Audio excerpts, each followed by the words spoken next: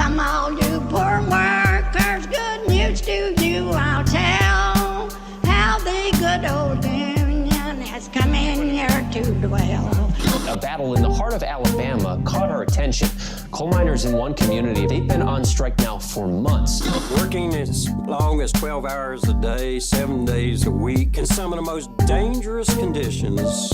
I really think that the labor movement is the single greatest force for democracy in the history of the United States. The story of Alabama is a story of not just resilience, but of militancy. I say no contract, you say no code. No contract, no contract. If we ain't all free, ain't none of us free. You're listening to Alabama's only union talk radio show, The Valley Labor Report, with Adam Keller and Jacob Morrison. Hello, Tennessee Valley. This is The Valley Labor Report. My name is Jacob Morrison, here with my co-host and fellow agitator Adam Keller, and we are broadcasting live online and on the radio from the heart of the Tennessee Valley, the Spice Radio studio in Huntsville, Alabama. Today on the program, we are talking about all of the stuff going on with child labor. We have some updates on our fundraiser. Mayo Pete is bad. We talk about some updates on the UMWA's return to work, all that and more on today's program. If you want to be part of the show today, we've got a phone number and the line is open. We don't have any guests scheduled for today, so give us a call. The phone number is 844-899-TVLR. That is 844-899-8857. You can also leave us a voicemail or send us a text message through the week, and we might respond on the next program. If you haven't gotten enough of us by the time that we wrap here on the radio, or if you just want to see what we're up to throughout the week, then you can find us anywhere you find anything online. We are on Facebook, Twitter, YouTube, TikTok, Twitch, all those places. And a lot of it is going to be republishing, clips from the live show, but also sometimes we have takes. And don't you want those? Our takes are good, so you want them. So follow us. Just a reminder, your support helps us stay on the air. Our largest single source of funding comes directly from our listeners. So if you want to become a sustaining member of the program, make a one-time donation, buy our hat or our new merch. You can go to tvlr.fm/store to buy our merch and tvlr.fm/donate to become a sustaining member. If you're a member of a union, then please get your local to sponsor the show. You can reach out to us for more details on that. And let me add a disclaimer that any viewpoints or opinions expressed today in this program belong solely to their author and do not necessarily represent any organization or sponsor. Whether you're listening through YouTube, Facebook, WVNN, or if you're catching us later on WZZA, WHIV, or through your favorite podcast app, really appreciate your time. Thank you for listening. And we are proud to be part of the Labor Radio Podcast Network. Encourage all of our listeners to check that out.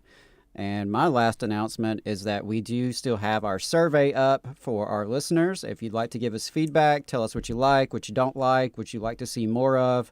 The survey is in the YouTube description. It should also be in the chat on Facebook and YouTube. Appreciate the super chat from Strom McCallum. Starting out strong with Strom. Appreciate that, brother. Strong, $2. Appreciate it. Greetings from South Carolina. Thank you. Appreciate it. Always love seeing you in the chat. So, tvlr.fm/expand. That is where we are holding our expansion fundraiser. We've been updating y'all every week for the last month about this fundraiser. We are chugging right along. Very happy with our progress. We have raised $2,200. We have $1,800 more to go to reach our goal of $4,000. That will be able to fund a month of expansion for the project, and that expansion is going to include lots of new stuff, lots of better stuff, we think. So we think it's going to be worth it. Hope you do too. If you haven't donated, then please do consider doing that at tvlr.fm/expand. Also, we have a new merch item up. If you want a little bit something a little bit more material for your money, I know that a lot of times I'll do the same. I'll do something like that. Like if there's a if there's a podcast that I like, but I don't think I'm like I'd like to get maybe a merch item. I'll throw them a little money through a merch item. We also have that up. Pre-orders are open at tvlr.fm/store for our new shirt with art by Tabitha Arnold, the eminently talented Tabitha Arnold. Very excited about that. And the shirts themselves, like the material of the shirts, are really good. They're really, really good. We had one merch order that we did with the shirt that Adam is wearing right now, the Join a Union shirt.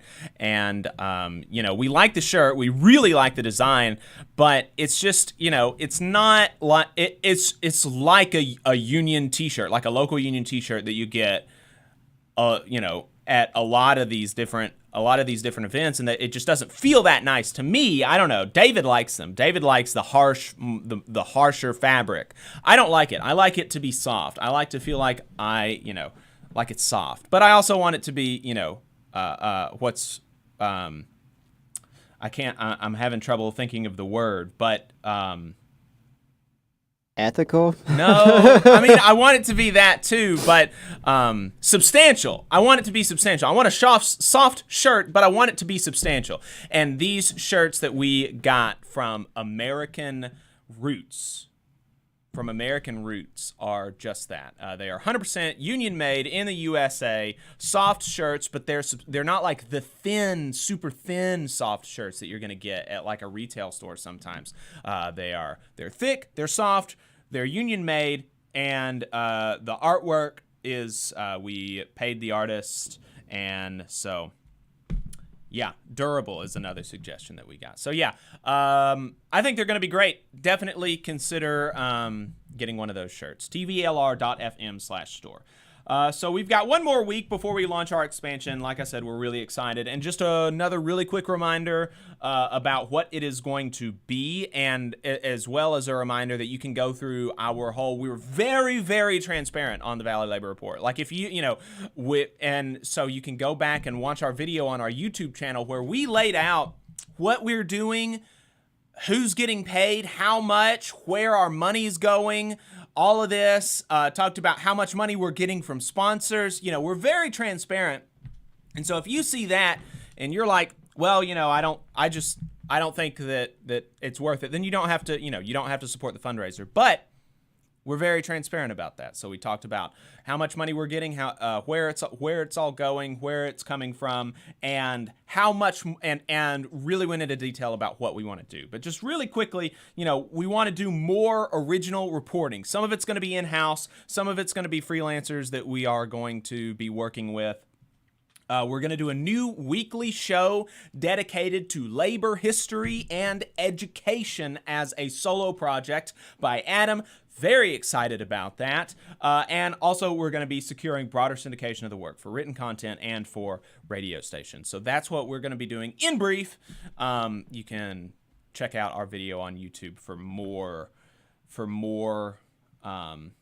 explanation about what we're going to be doing. So to increase our output that much, we're going to be shifting a lot of the organization from volunteer to paid positions so that they can focus more on the project. We'll be increasing hours of work for folks that are already paid and making sure that everybody gets paid $20 an hour. I'm going to stay on as a volunteer, and by our calculations, this is going to require approximately $4,000 a month more than we are bringing in right now. So if you like that or you want some more explanation, you can go watch the video. But if you think that sounds good, then donate to tvlr.fm/store or tvlr.fm/expand.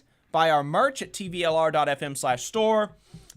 And then if you've done that, then definitely think about becoming a sustaining member of the program. And you can obviously, if you're going to donate, $50 or $100 or $200 to our expansion fundraiser, obviously we wouldn't expect a $200 recurring donation, but something like if everybody that donated to our expansion fundraiser was a $5 monthly contributor, that would be very helpful.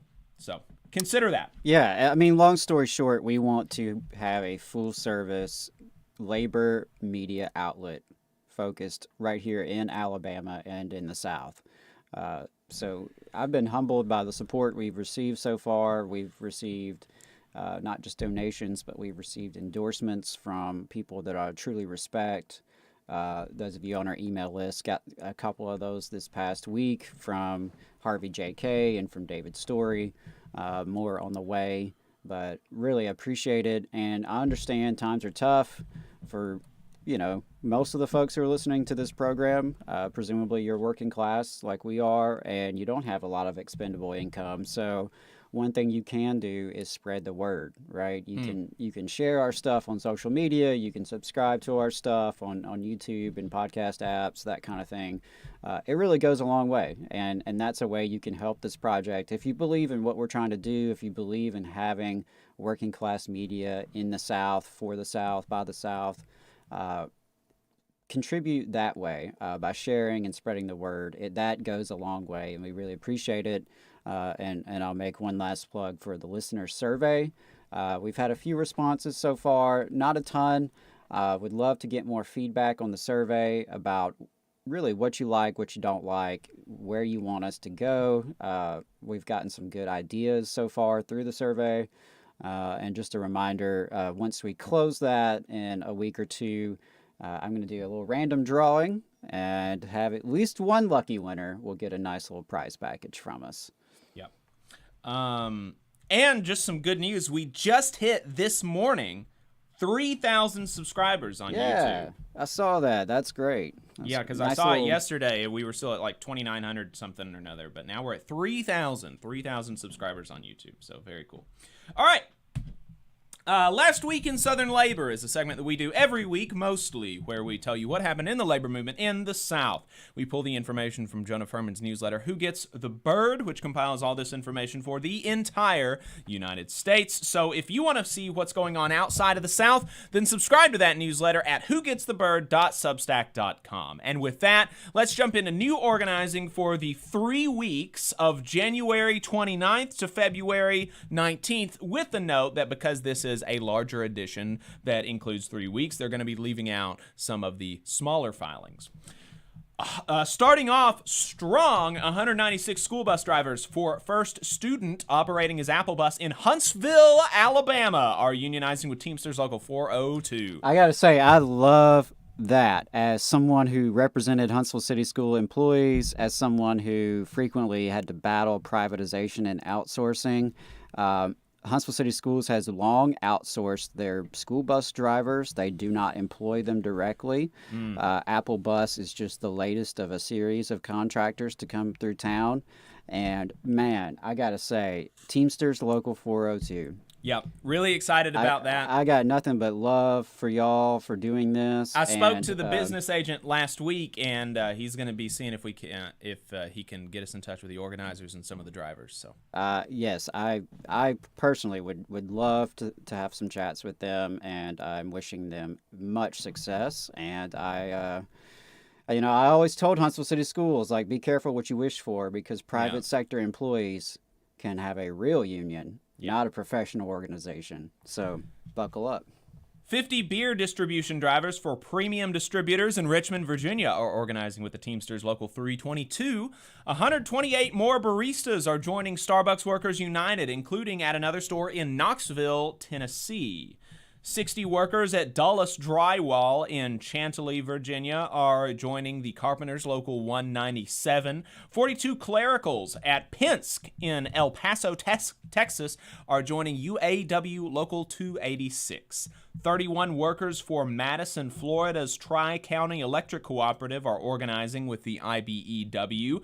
22 clericals at a Hormel meatpacking plant in Tucker, Georgia are joining UFCW Local 1996. 15 workers at Atlanta Gas and Light are joining IBEW Local 1997.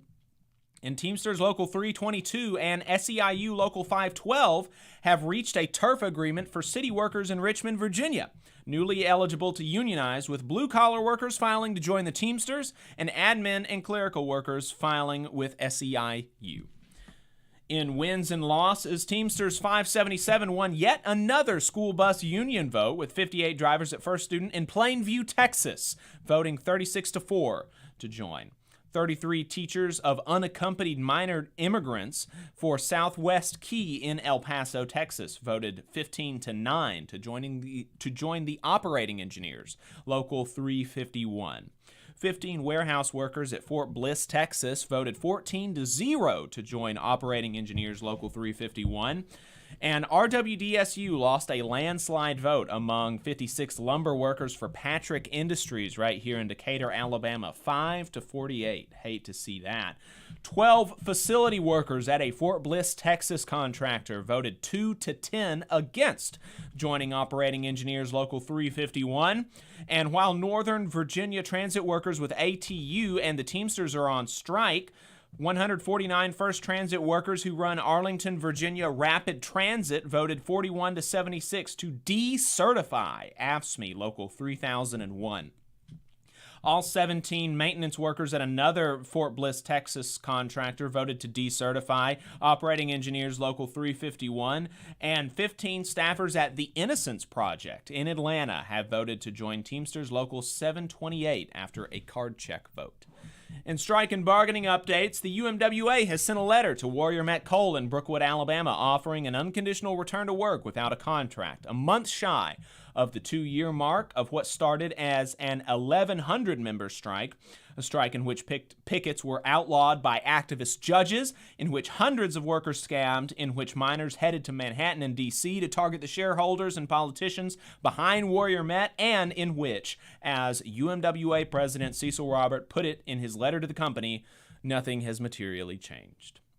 The ATU Local 689 strike against private operator Keolis, which runs Loudoun County, Virginia's public transit system, is now in its 8th week on strike, with the union pushing on the county's Board of Supervisors, headed by Phyllis Randall, a Democrat who has gotten around $100,000 in campaign contributions from labor, including ATU specifically, to intervene. Maybe ATU President John Costa could mention it at his next DNC function. In neighboring Prince William County, Virginia, 150 transit workers with Teamsters Local 639 have also walked out on strike against Keolis, shutting down the county's OmniRide system. Coffee workers kept the strike wave alive, with Starbucks Workers United shutting down an Atlanta store for an unfair labor practice morning strike. The rail worker paid sick leave fight is not over, and BMWE and BRC workers at CSX, and then expanded to IAM and NSFO workers as well, secured a deal for paid sick days, 4, not 7 or 15, as had been pushed by the unions. Jonas heard rumors of other sick day deals to be rolled out for them, but not sure. 90% of rail workers who aren't members of those 4 unions at CSX still do not have sick days, and so there's rumors about sick days being ruled out for them. Nothing official yet. In politics and legislation, Marty Walsh left the Department of Labor to head the National Hockey League Players Association, where he will double his salary and at least half the number of people getting mad at him. Loudoun County, at least. Loudoun County, Virginia is moving closer to local public sector collective bargaining as firefighters and teachers collect signatures to petition the local authorities to pass an ordinance under the 2021 state law that allows such things. The Federal Office of Personnel Management is telling agencies to take another look at who they have excluded from bargaining units and take a more expansive view of who gets to be a federal union member. In internal union politics, the union election at UAW is in its final days of mail-in voting and may actually already be concluded as of the reading of this letter, with ballots set to be counted in early March. Ian Colgren spoke to incumbent Ray Curry and gave an overview of the stakes, while challenger Sean Fain laid out his case in the Detroit Free Press. And on its heels may be a contested UFCW International Leadership election, which would be the first of its kind since the union's founding in the 1970s. The UFCW reform effort, which Jonah wrote about some months ago for Labor Notes, is coalescing around the Meet the Moment candidates, though there remains an uphill battle to hold an actual vote, let alone for any challengers to win such a vote. And with that, we're going to head to a break. On the other side, we're going to be talking about a couple of child labor stories and discussing Mayo Pete. Stay tuned. IBW 558 is like a great football team. You've got to have the aptitude, skills, and knowledge to outperform the competition. If you're a non-union electrician, now is the perfect time to get off the sideline and join our team. We have the absolute best wages and benefit package in North Alabama and Southern Tennessee. It's because our team stands together, bargains together, and our families benefit from it. With immediate openings, you have the opportunity to see why the IBW is the right choice. Support for the Valley Labor Report comes from the International Federation of Professional and Technical Engineers Union. Learn more by visiting www.ifpte.org. The attorneys at Maples, Tucker & Jacobs have stood with the working people of Alabama for over 40 years, providing skilled legal representation for your workplace injury claims. When you are injured on the job, it can be a scary time. The attorneys at Maples, Tucker & Jacobs have the experience to guide you through the process to make sure that you and your family are properly taken care of and your rights are protected. If you need help, call the attorneys at Maples, Tucker & Jacobs at 855-617-9333 or visit online at www.mtnj.com. No representation is made that the quality of legal services provided is greater than the quality of legal services provided by other law firms. Support for this program comes from the International Brotherhood of Electrical Workers, Local 136 out of Central Alabama. Learn more at ibew136.org. Attention union members, membership organizations, podcasters, or anyone with a payment processing need. The future is here, and your organization needs to be prepared by working with Unionly. With Unionly, your union or organization can take payments on a mobile device, eliminating processing fees, giving you a better price than other payment processing methods, while at the same time supporting a union-friendly business with a specialized skill set to meet your needs. Your members will thank you when they pay their dues at their convenience without waiting in line to deposit cash or check. Start preparing for the future today by calling 206-595-8631 or visiting unionly.io. Are you looking for a better future, a career that can have you set for life, and to be a part of something that's bigger than yourself? If you are, then consider a skilled trades apprenticeship with the International Union of Painters and Allied Trades. The work of IUPAT is all around us, from the industrial painters who work on the bridges to drywall finishers, floor coverers, the glazers who install the glass in our skylines, and so much more. With an IUPAT apprenticeship, you earn while you learn and receive benefits while learning the trade, including a pension. We provide world-class education free of charge. That's right, no student debt. Our starting salaries for apprentices that graduate is above the national median salary with benefits for entire families. And you have the flexibility to take your trade wherever you'd like in the country to work. IUPAT District Council 77 covers our entire region, so give Adam Booth a call at 205-603-3142 for more information. Again, that phone number is 205-603-3142. Come build a better future with us today and join IUPAT. Come all you poor workers, good news to you I'll tell, how the good old union has come in here to dwell. Labor creates all wealth should go to labor, and you are listening to the Valley Labor Report. My name is Jacob Morrison, my co-host is Adam Keller, and we've got a phone number. And the line is open. If you've got anything to add, you can give us a call or send us a text. The phone number is 844-899-TVLR. Tapwater in the chat says, "Where are the other two musketeers, Jacob?" And we're looking for them. Yeah, probably going to be working on trying to convince Adam to curl his to grow his mustache out and start curling it up. You keep working on it, brother. So we'll someday see. I'll get back to you on that. I'll get back to you. And DL Sendero says, peace, comrades and fellow workers. Peace. David mentions that he read yesterday that Sarah Nelson was being considered for the new, you said in the chat, David, NLRB appointee, but I think you meant DOL Secretary of the Department of Labor, because that's what I've read. And we've got that down to talk about that in overtime, because we have some opinions and we have read the opinions of other people.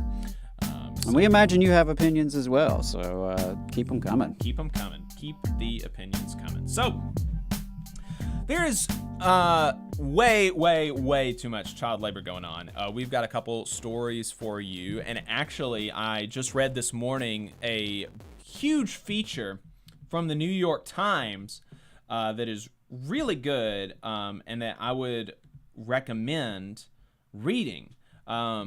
And I'm actually going to be reaching out to the author of this piece and see if we can't get them on at some point. The title of the piece is "Alone and Exploited Migrant Children Work Brutal Jobs Across the United States." The author is Hannah Dreer, with photographs by Kirsten Luce. So, really detailed article. They interviewed more than 100 migrant child workers in 20 states, including here in Alabama. I haven't been able to finish it, but it's very good. I would recommend checking that out. So we wanted to give you some updates on this child labor story in Hyundai. And it was announced that just yesterday, according to Reuters, Hyundai told shareholders that it would divest its controlling stake in major Alabama auto parts plants where Reuters last year documented children as young as 12 working. Now, Hyundai had made noises about this before, and before they had said that they may even totally cut them off and stop doing business with them. The UAW and other advocacy groups balked at that, saying that, cutting business with these suppliers is not going to actually fix the issue. And in fact, taking jobs away from people that cooperated with these investigations, that reported these, violations, that's actually going to hurt the community, and that's going to disincentivize people from coming forward in the future. Right. I mean, it's a form of collective retaliation in a way. So, seeming to address these concerns, an executive wrote in the letter to shareholders that Hyundai was, quote, in the process of divesting its ownership interest in Smart, but it would ensure, quote, that economically important jobs in Laverne, Alabama community are preserved. So,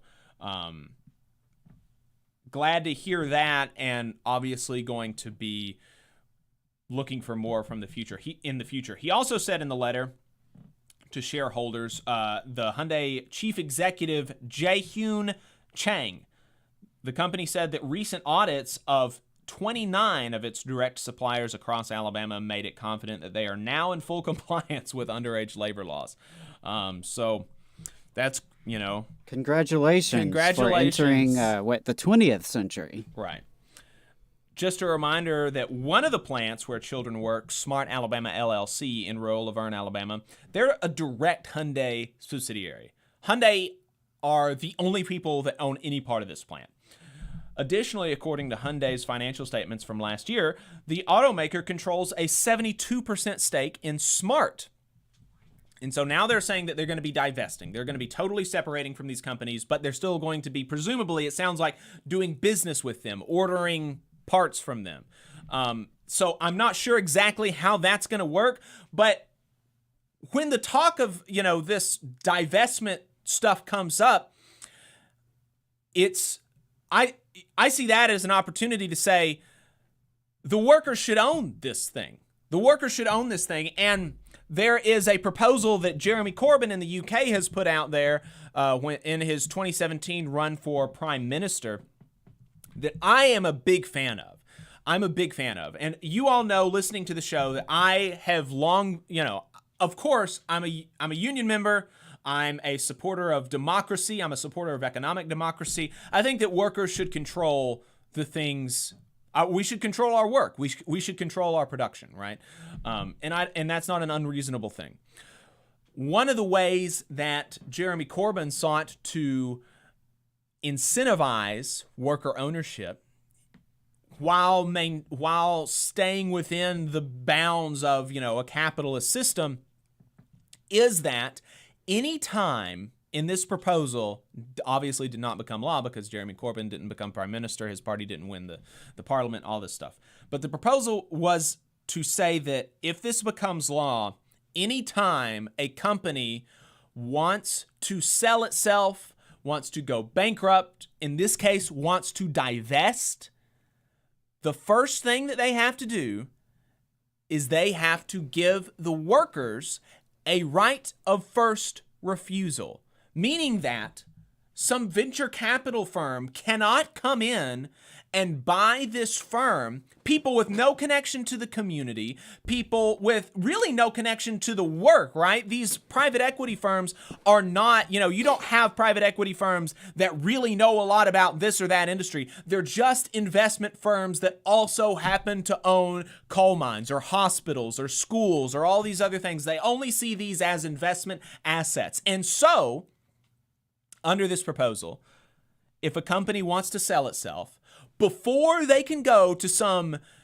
leeches in DC and New York private equity groups, international private equity groups, they have to give an offer to the workers and say, look, this is the fair market value of our enterprise that you have spent, in many cases, your entire life, that maybe you've even sacrificed blood, sweat, tears, body parts, in these metal stamping facilities. Some people have no doubt lost fingers here, right? But these people are not going to get a say in what happens, in who buys them. And what happens when somebody buys them is they are going to have total control over the way that production is structured. They're going to have total control over the work rules, over everything. They can reduce salaries. They can cut jobs. They can make things more unsafe. They can hire more child laborers, and the workers are going to have no say over it. Absolutely no say over it. And that doesn't make any sense. That doesn't make any sense. So the workers should have the opportunity to collectively buy the organization that they make run anytime the owners say, we want to get rid of it. And to finance that, the government should create low or no interest loans to help the workers do this. Absolutely. This is absolutely an eminently reasonable thing. This is by no means authoritarian or even frankly you could say it's anti-capitalist in a sense because you're really injecting some democracy, and capitalism is one of the things about it. Obviously, capitalism is structured around markets, but one of the things about it is the hierarchy, and you're really cutting at that hierarchy. But if the workers don't want to buy it, if they're fine with some private equity firm doing it, or even they just would prefer to get a different job, or they're not interested in it, then they don't have to under this proposal. Under this proposal, they don't have to buy the company. They don't have to take the low or no interest loan from the government to buy the company, and somebody else can buy it. And that's totally fine. That's totally fine under this proposal.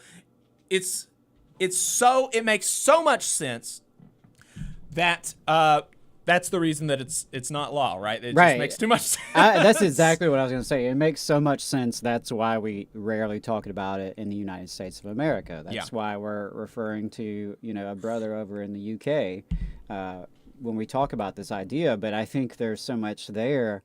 When we look at deindustrialization across the United States, if we look at outsourcing across the United States, politicians of both parties for all these decades have come up with all sorts of promises that they made about this, but very little concrete actual policies to address any of these issues. And in fact, typically it's policies to make them worse, right? This is a policy, the right of first refusal, paired with, as you mentioned, some form of financing, which could easily be accomplished if we implemented postal service banking, as many have long advocated for.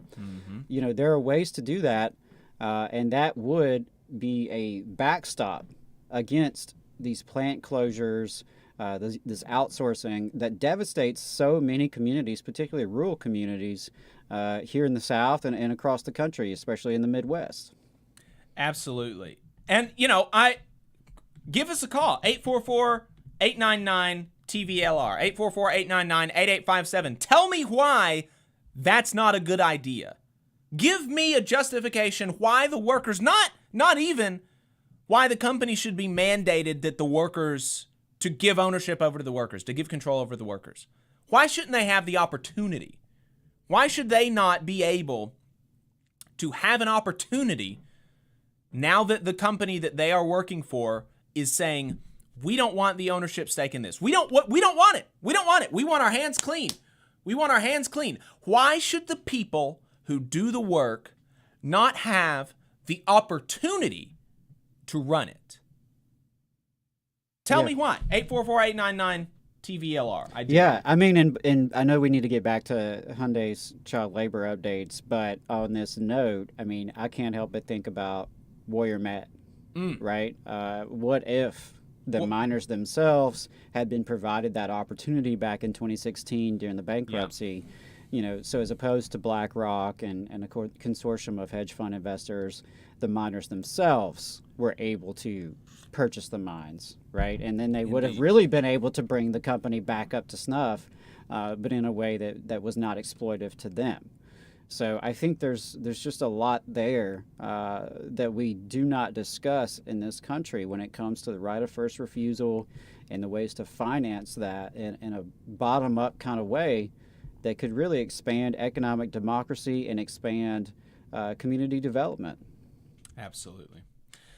Previously, Hyundai had made mention that they would hire direct suppliers, that they would direct suppliers to stop using third-party staffing agencies, going back to the updates, which are how the children found their way into these places, right? And that's one of the issues with, even though Hyundai is 100% owner of one of these companies, 72% owner of one of the others, it's got a different name, and so that's one measure of separation from Hyundai. You know, Hyundai can say, oh, we have all these commitments to safety and the safety of children and all of this stuff. And we know it's BS, and that's just one of the way that they are able to separate themselves from the actual issues. And then the suppliers, they separate themselves from the issue by going to these third-party staffing agencies to bring children in, and they can say, oh, I had no idea that this obviously 12-year-old child is a 12-year-old child. The third-party staffing agency said they were an adult.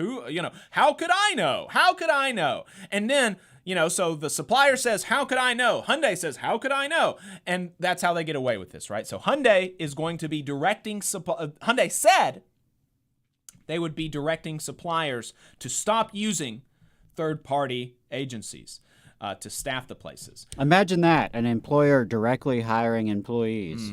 Yeah, that would be crazy. And just as a reminder about the work that these children are doing, we're going to be talking about children should not be working even in a McDonald's when they're 12, 13, 14 years old, and they shouldn't be working at a McDonald's beyond 9 p.m.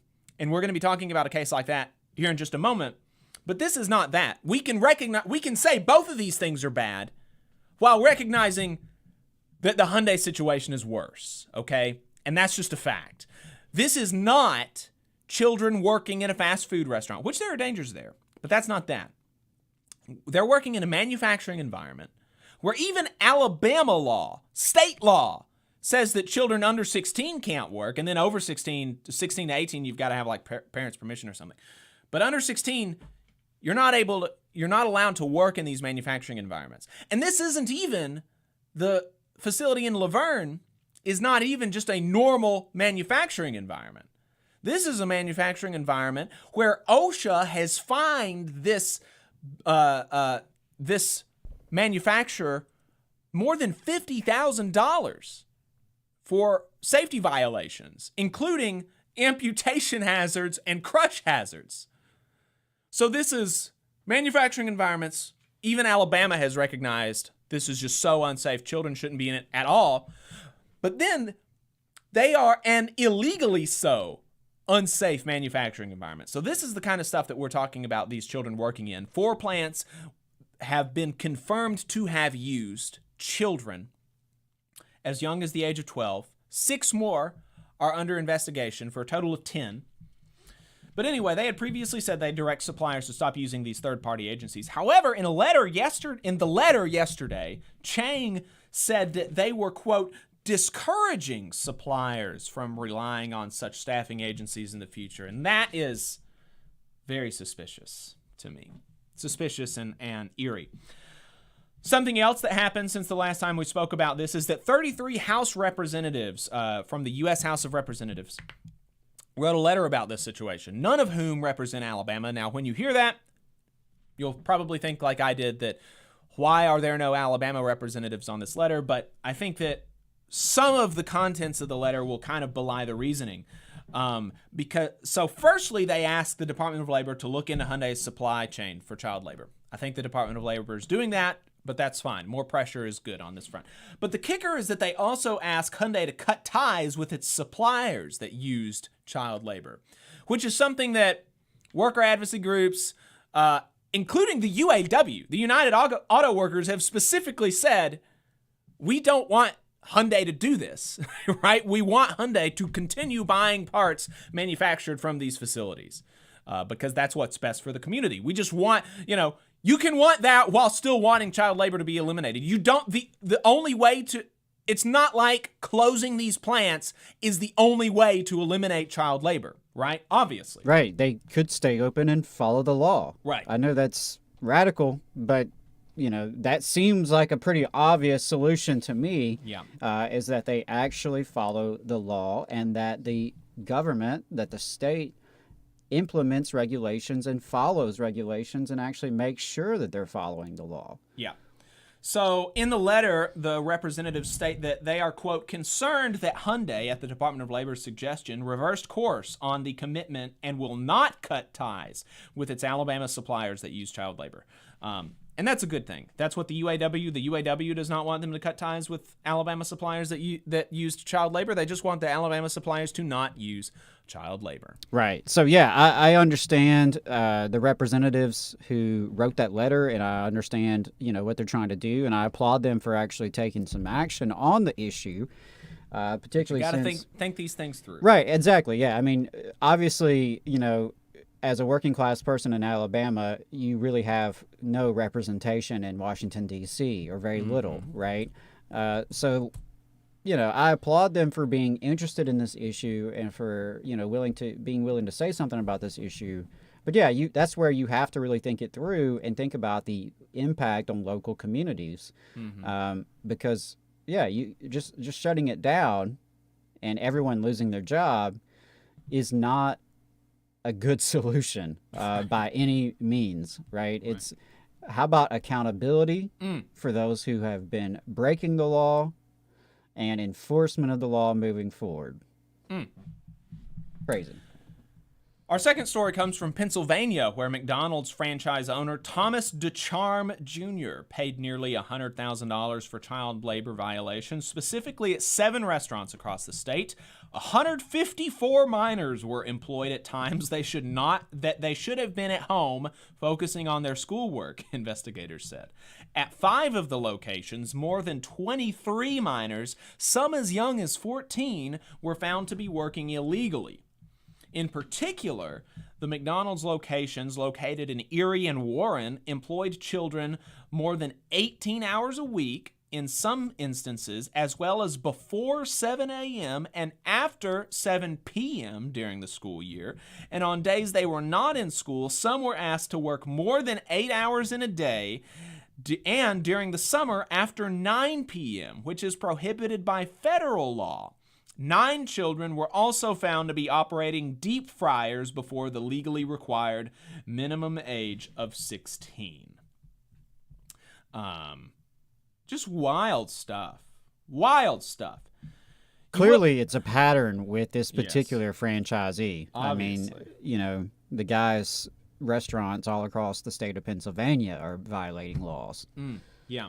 But, Adam, you will be happy to hear that in a statement provided to Insider, the criminal DeCharme said he is, quote, deeply committed to the safety and well-being of all my employees, and ending quote there, presumably he also means the children that he employs.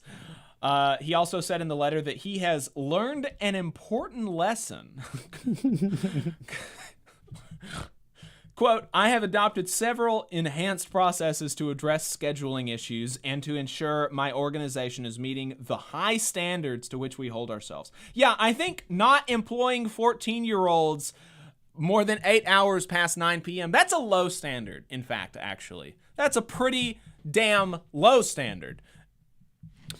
Yeah, following Pennsylvania and United States federal labor laws, not a particularly high standard, frankly. Right. Yeah, if you wanted to have a high standard, say like, I'm just blanket not going to hire anybody under 18 because they should all be in school, right? Maybe that's what you could do.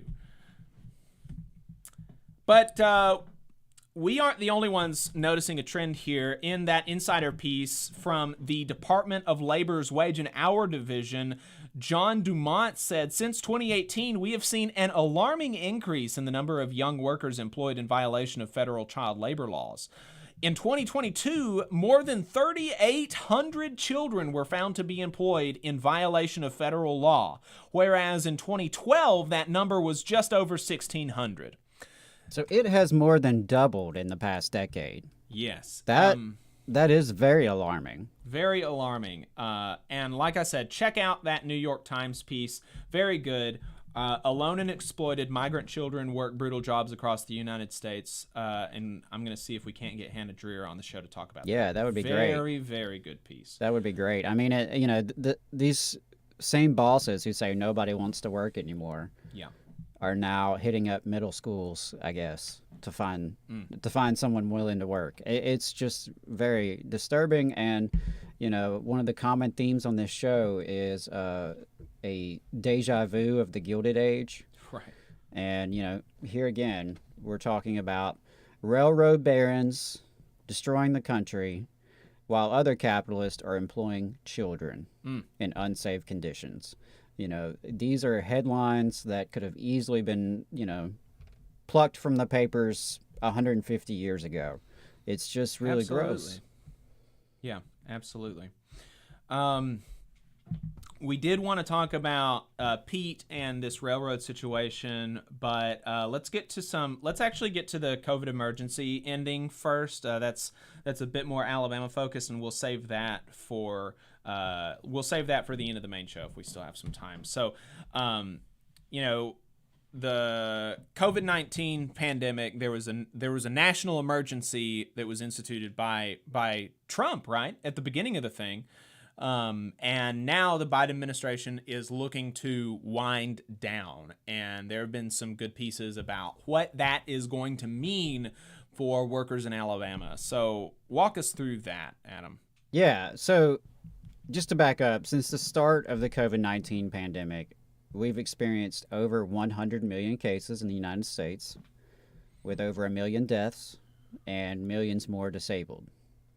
I think you have to start there by acknowledging that reality. And while we've certainly come a long way here in, it's almost March 2023, so we're, a few years into this, we've come a long way. We shouldn't forget that the disease continues to infect, disable, and even kill our brothers and sisters across the country. The Biden administration has officially declared an end to the, quote, public health emergency of COVID-19. But that is a lot more than just rhetoric. It is a distinct policy shift that's going to impact millions of Americans. First up, I wanted to look at the impact this will have on hunger in Alabama. A recent article by Carol Gunleck of Alabama Rise titled End of Emergency SNAP Allotments Will Increase Hunger in Alabama breaks it down for us, and you can find that on Alabama Rise's website. I believe is also republished by the Alabama Political Reporter.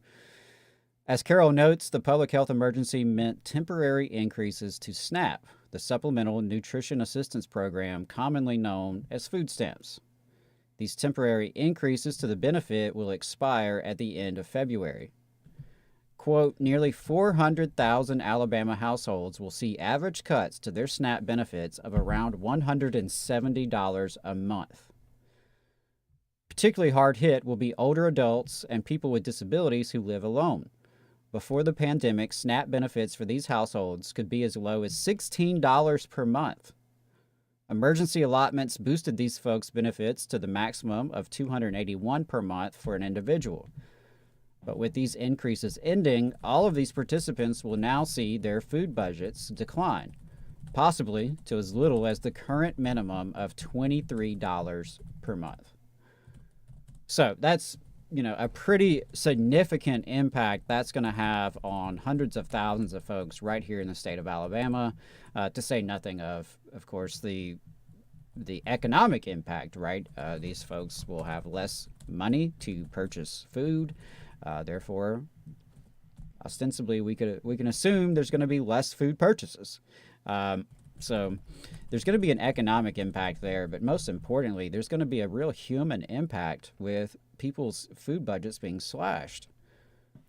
So the end of the COVID emergency is not just, a milestone. It's not just a rhetorical thing. It's going to have a real material impact on people's budgets and people's livelihoods.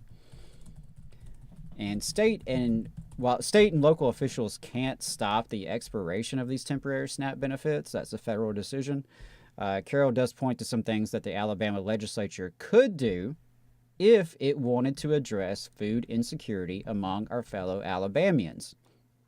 Of course, as we've discussed frequently on the show, Alabama could remove the sales tax on groceries, which would be the equivalent of about an extra 2 weeks worth of groceries for folks, once you account for that discount, more or less. Alabama is one of only 3 states in the country to fully tax groceries. And Arise has been a longtime champion of repealing that sales tax, which disproportionately punishes the poor and working class. Arise also recommends local school districts to expand free school meals, including summer meal programs, and encourages eligible school districts to adopt the community eligibility provision if they haven't already, in order to expand their food services. And that's very important. It allows schools to have basically blanket free meal programs where instead of having to have every child, turn in their documentation about their parents' income and all that, there's some schools where you already know the high poverty level in the school, and so a lot of those schools are eligible for this community eligibility provision where they can easily expand their food services and even offer supper services, summer feeding programs. That's huge. That is a huge benefit for families and for young people. So many of our students rely on the meals provided at school. It's the only stable hot meal they have from day to day. So there's a lot there that school districts can do to try to fill that gap. It's unfortunate, as always, public schools are often left to fill the gap in our social services. Alabama Rise also encourages the legislature to provide state funding to the Double Up Food Bucks program, and that offers extra fruit and vegetables to SNAP participants. It's a good program, but it's currently hampered by a lack of state support here in Alabama. And finally, on that note, it's worth remembering that back in D.C., Congress will have to reauthorize the Farm Bill, which would be an opportunity to expand SNAP to lock in some of these supplemental benefits that are set to expire this month. But obviously, given the Republican takeover of the House of Representatives, that seems less and less likely. But it isn't just food security that's going to be impacted by the end of the public health emergency. It's also healthcare and, of course, our response to the virus. I want to point you to a recent article by Allender Roca with the Alabama Reflector, published February 15th, What the End of the COVID Emergency Means for Alabama Medicaid Coverage, Monitoring of the Virus, Both Likely to Decline.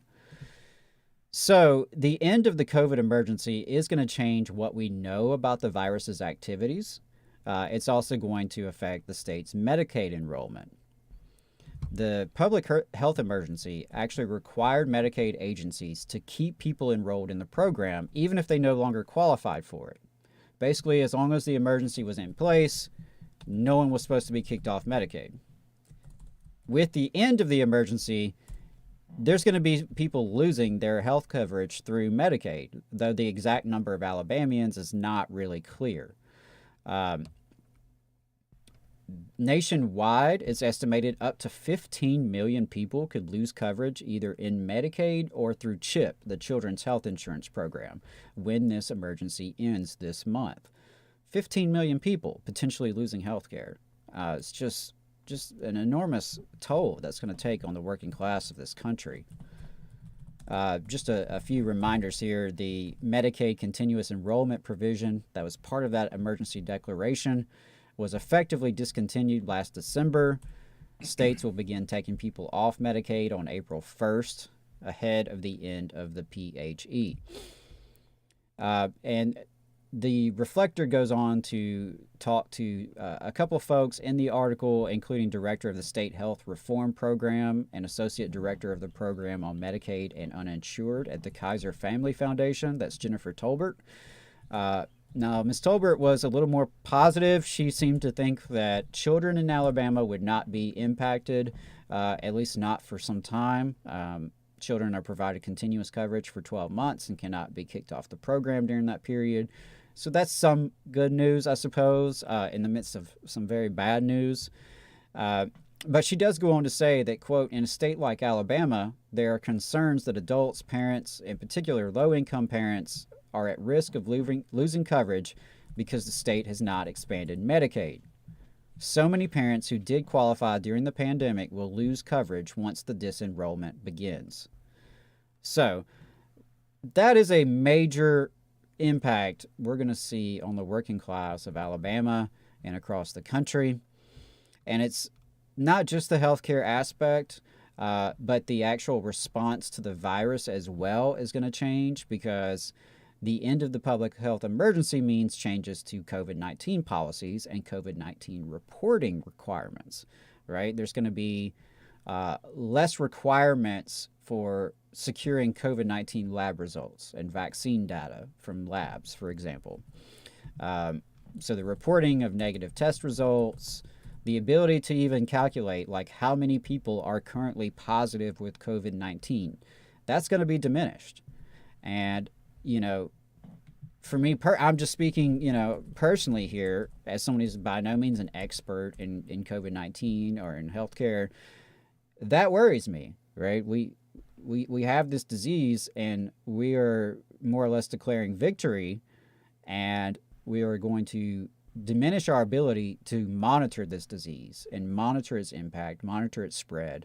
So, you know, I think that's very concerning, especially, you know, we've seen various strains of COVID come along over these past few years. So, you know, I'm just hoping and praying that we don't have, you know, really wicked strain come through right as this emergency has ended and we are less able to actually respond. You know, the United States did a particularly poor job of responding to COVID-19 by most metrics. You know, I know there's a lot of debate about how various states responded, how the federal government responded, but, you know, if you just want to look at the bottom line facts, when it comes to death, when it comes to disability, when it comes to infection rates, the United States clearly failed compared to most of our peers on the global stage. So to know that this emergency is ending and our monitoring, our testing, our response to the virus is also diminishing with this end, at the same time that we're taking food out of people's mouths and we're taking healthcare away from folks, it's just very disturbing. And I think that is something that has been underreported, frankly, the way this is going to impact regular folks across the state and across the country. Yeah, I would agree with that. And you know, particularly the stuff about people getting kicked off Medicaid. Right. I mean, because that's, to me, that's the nightmare scenario is, okay, a couple months from now, we're doing less testing, we're doing less monitoring. We don't even really know where COVID's at, how many people have it, where it's spreading, where the hot spots are. And oh, by the way, here's a few 100,000 more people in your state without health care. Right. You know, what could go wrong? Right. So, you know, I think I think there's going to be a lot said and written in the years coming up about the United States' response to COVID, both in the Trump administration and in the Biden administration. But I think this declaration of victory, so to speak, and the turning over of the response to the private sector, I think we're going to have some long-lasting impacts here. It's easy to think now, and it's February 25th, 2023, that we're kind of over COVID, that we've made it through the other side.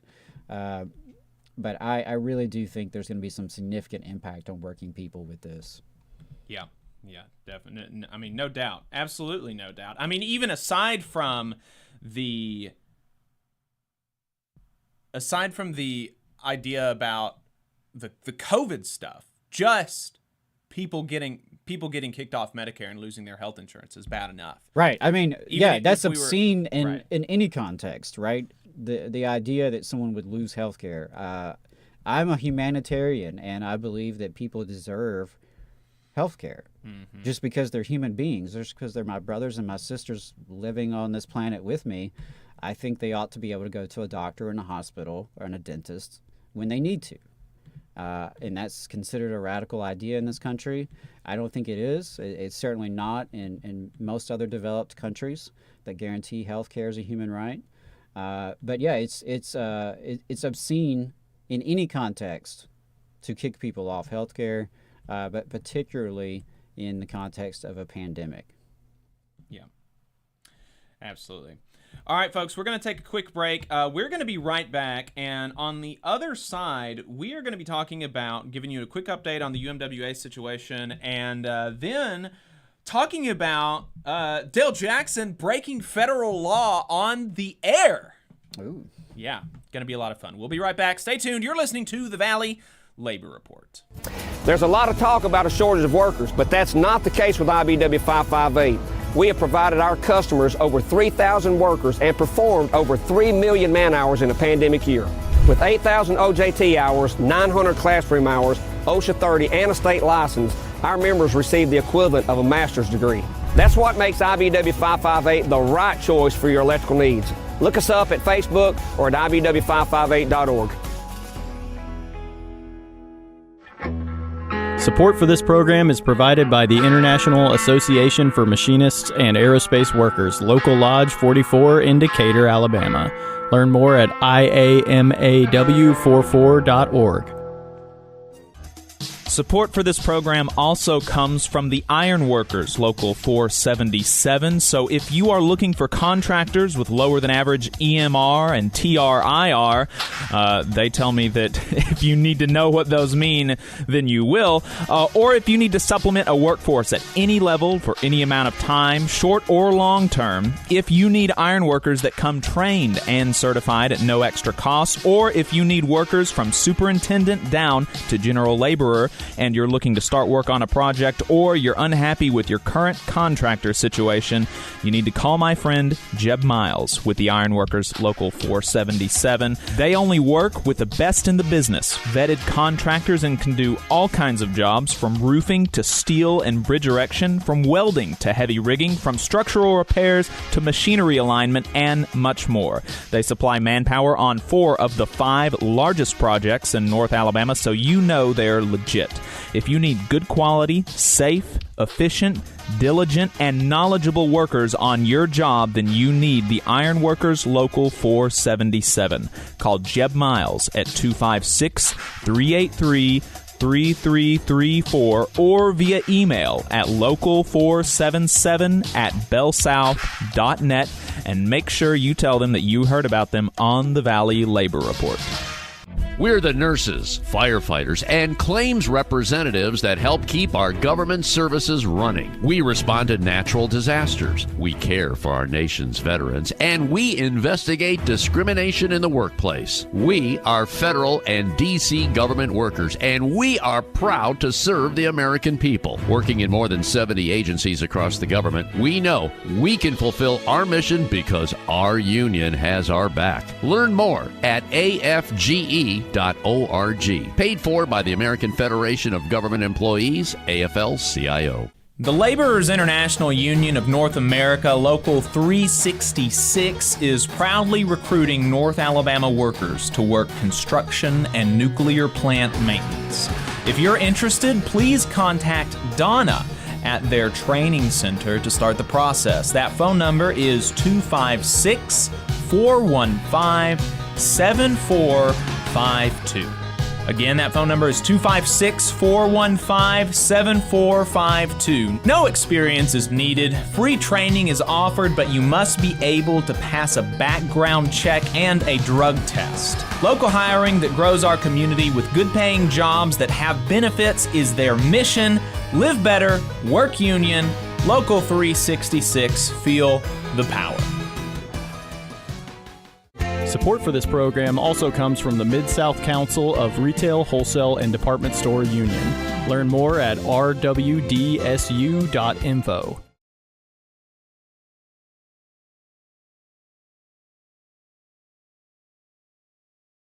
Come on, you poor workers, good news to you I'll tell, how the good old union has come in here to dwell. Alabama's only union talk radio show. This is the Valley Labor Report. My name is Jacob Morrison. My co-host is Adam Keller, and we're broadcasting live, online, and on the radio from the heart of the Tennessee Valley, the Spice Radio studio in Huntsville, Alabama. If you've got anything to add, you can give us a call or send us a text. The phone number is 844-899-TVLR. That is 844-899-8857. So, last week, we told you that the UMWA sent an unconditional return to work offer to Warrior Met, and Warrior Met had not responded at that date. We also went through a recap of the situation, kind of a power analysis of how is it that, as Cecil Roberts said, nothing has materially changed. How is it that that happened? We tried to explain some of that, and we tried to explain some of the legal ramifications of sending a unconditional return to work offer. So, if you want to check that out, it's on our YouTube channel. You can do that. The update now is that Warrior Met has responded, accepting the offer, and saying that that returning workers to work on March the 2nd may be a bit ambitious. It may be a bit too quick, but they're willing to work with that as the goal. But they do need the striking miners to take physical examinations, drug tests, and safety training before they can return to work, as well as reiterating their position that 41 of the striking miners will not be allowed back to work for allegations of improper picket line activity. See, that really pisses me off because to me, that is a separate issue. If you have legitimate evidence of 41 people who have done something wrong, then pursue that through your disciplinary procedures, right? I think that is a power move by the company. They are intentionally trying to further divide the union and get the union to throw those folks under the bus, and I just really find that despicable. And there's no excuse for that, because like any employer, they have a method and a set of procedures to administer discipline, and if they have proof that these folks have done something, well, then they can address that. Yeah. To say that they are just not allowed back over these allegations. Allegations, right? Allegations, Unproven. right? I mean, I don't know who the miners are, the 41, and I don't know, like, to the extent to which they have due process rights, their seniority, that kind of thing. But, presumably there's some due process they're entitled to. And so I find that highly, highly objectionable. And also, the scabs there's been no investigation from the company, as far as we can tell, into the scabs that have hit people on the picket line, into the scabs that actually shot a gun at people on the picket line unprovoked. So there's totally a, there's an obvious different treatment here towards the union folks, and if you really want to, if you really want to find out about improper picket line activity, quote unquote, you can't just look at one side. And I think that's pretty much what the company is putting forward. And as you said, there was improper picket line activity from folks on the company side, from folks on the scab side. Right. So, and also, you want some Truth and Reconciliation Commission to come, find out all the facts of, everything that everybody did wrong, okay, but to just say that these particular miners we think did something bad and therefore we're not going to budge and let them in on the property is just obscene. Exactly. And also, frankly, the picket line is a contentious place. And so you are going to have some amount of, let me put it this way. It is not unreasonable that you would have some amount of tensions flaring, of conflict at the site of the picket line, at the site of, let's it's an emotionally charged It's an emotionally charged place, and scabs are going into the mine, taking your job, and, stabbing you in the back. Right? Yeah, because these are people who know full well that they're scabbing, right? And I want to make that distinction. And I give credit to someone in my life who helped me have that distinction. I was describing a different labor situation, and I called some people scabs, and she was like, hold up, did they really know they were scabs? Mm-hmm. And I had to think about it. And in that case, I can't say for sure they did. In this case, right, these people are, they were scabbing. They knew they were crossing the picket line. They knew that they were facilitating Warrior Met's effort to crush the union and to crush an entire community. Mm-hmm. Yeah, that pisses people off, understandably. Okay. Yeah, and this isn't just us. You can go look at literary giant Jack London. How did he describe scabs?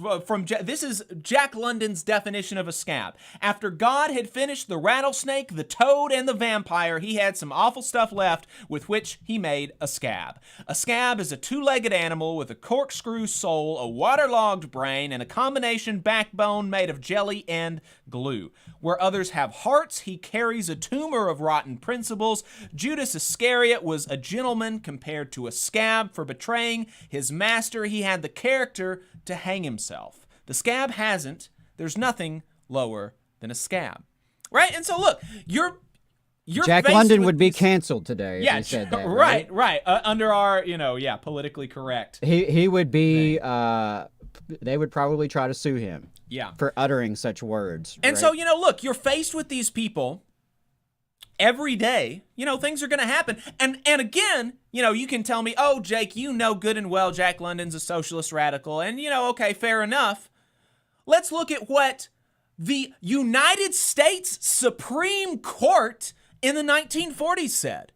The United States Supreme Court in the 1940s prohibited companies from not rehiring workers after a strike where there were proven instances of picket line violence, because the Supreme Court recognized that, these things happen. They didn't kill anybody. Nobody was seriously hurt. Some people threw a few punches. It was on the picket line. Whatever, deal with it. It's not that big a deal. That's what the Supreme Court of the United States of America said in the 1940s. Okay? So, frankly, whatever happened, unless, and obviously nobody was killed, nobody was seriously injured. How do I know that? Because we would know about that if somebody was murdered, right, on the picket line by the miners. Okay? We would know about that. That hasn't happened. These people should be able to go back to work. So the UMWA has said they're in receipt of the letter. The union meets on Wednesday to discuss. We'll update you next week. So probably the last thing that we'll be able to get to today is this, this thing, Dale Jackson. Dale Jackson is, we've been talking about how, one of the things about bosses is that there's obviously a profit incentive, but there's also this weird power trip that people go on, right? There's this weird, like, just this power thing, just the idea. We talked about this with Scott Buttram the other day. You know, he just has total contempt. Dale is not this bad, by at least for all workers, because Dale has throughout the strike been sympathetic to the miners, at least when I've come on the air. Whereas Scott Buttram, owner and publisher and capitalist of the Trustville Tribune, he literally laughed at them having lost the struggle. But Dale Jackson has been sympathetic, even though he's only sympathetic when I'm on the program with him and he doesn't talk about it any other time. But anyway, but there's just this weird thing where people just feel super entitled, and just any challenge to their authority or their perceived authority is met with indignation. And we saw that last week on the Dale Jackson Show, and he allowed that indignation to take him so far that he violated federal law live on the air. So we are going to now play a clip, and we're going to react to it as it goes, because it's kind of a longer clip. It's about 2.5 minutes long, and so we're going to start and stop in places. And so, Adam, be ready to stop that. But we're going to play this clip of now criminal Dale Jackson, right? He's he's an illegal, I think, is how he would say it. But so anyway, we're gonna play this clip from criminal Dale Jackson here on the show, and we're gonna react to it. Let's play that.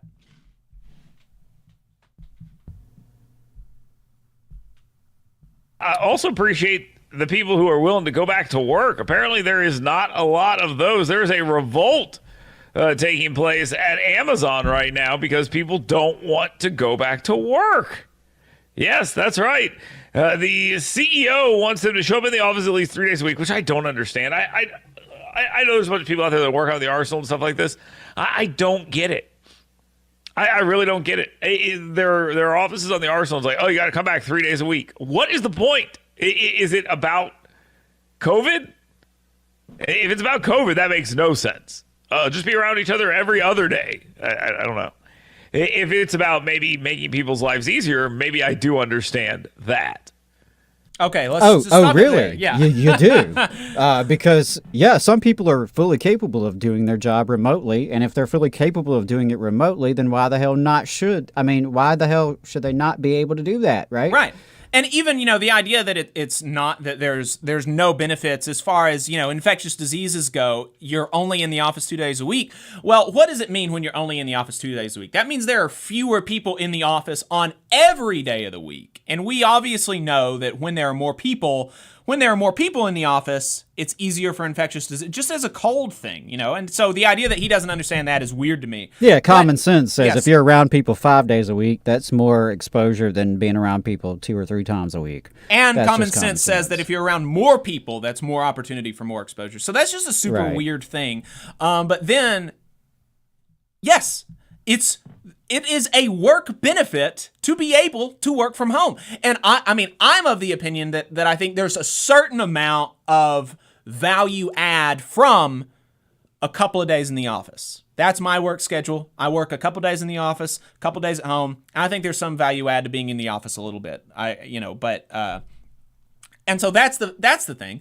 Is part of it is like, there's a value add to being in the office, and there's a value add to be able for the competitive nature of your job to be able to attract talent, to say that sometimes you can work at home, but which is most of the jobs on the Arsenal. Like, let's be real. Okay, continue.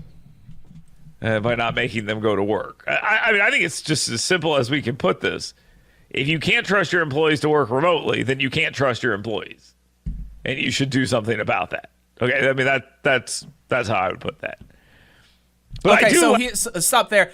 See there, like, yes, that's right. Like, if it is the responsibility of management to manage. And if you can't manage your employees remotely, maybe there's a discipline issue, but also there's a management issue, and it's on management. And he understands this, and so he keeps going back and forth between, oh, maybe I understand this, and oh, this is crazy. Super weird segment, but we haven't gotten to, he's still on the right side of the law, but not for long. laugh at the workers, though. I do. And I say this as someone who has worked remotely for years and does not ever want to go back. I will tell you that. I mean, it has been way easier. Huh. And I'm the guy who resisted going remote in the first place, to the point where corporate had to be like, get out of the office now. And I was like, okay, fine, I guess I will. But Amazon employees. I do laugh at the workers, though, even though I work from home and it's super easy and I like it and I don't ever want to go back. This is so weird. Why? Works for me, but not for thee. Why? This is just so bizarre. So bizarre. And I can't remember if this is part of the segment, but in this larger segment that's 20 minutes or so, he talks about how, I'm special. I think he actually uses the word "I'm special" because I'm on the radio. And it's like, no, you're not.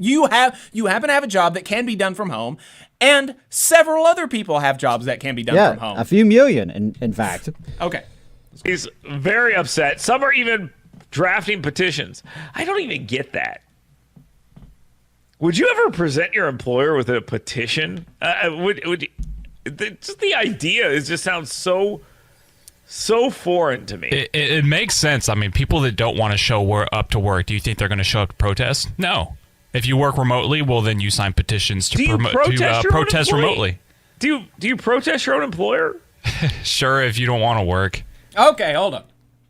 So that's the only reason you might protest your employer is you don't want to work, and the only reason you might sign a petition is because you're too lazy to show up to a protest. Right. That's and the idea is that if you're working at home, you're not showing up to work, but this conversation is happening remotely. Like, this is so weird that who is this for? Because he said we're in the area that we're in is the arsenal. A lot of the people that are listening to him are listening on their government laptops at home. Clickety-clacking it away. Yeah, but if you do your spreadsheets at home, the office infrastructure, the real estate interests that own and operate these offices and downtowns and such, they're not super happy about that. If you're doing your spreadsheets at home and sending your emails at home.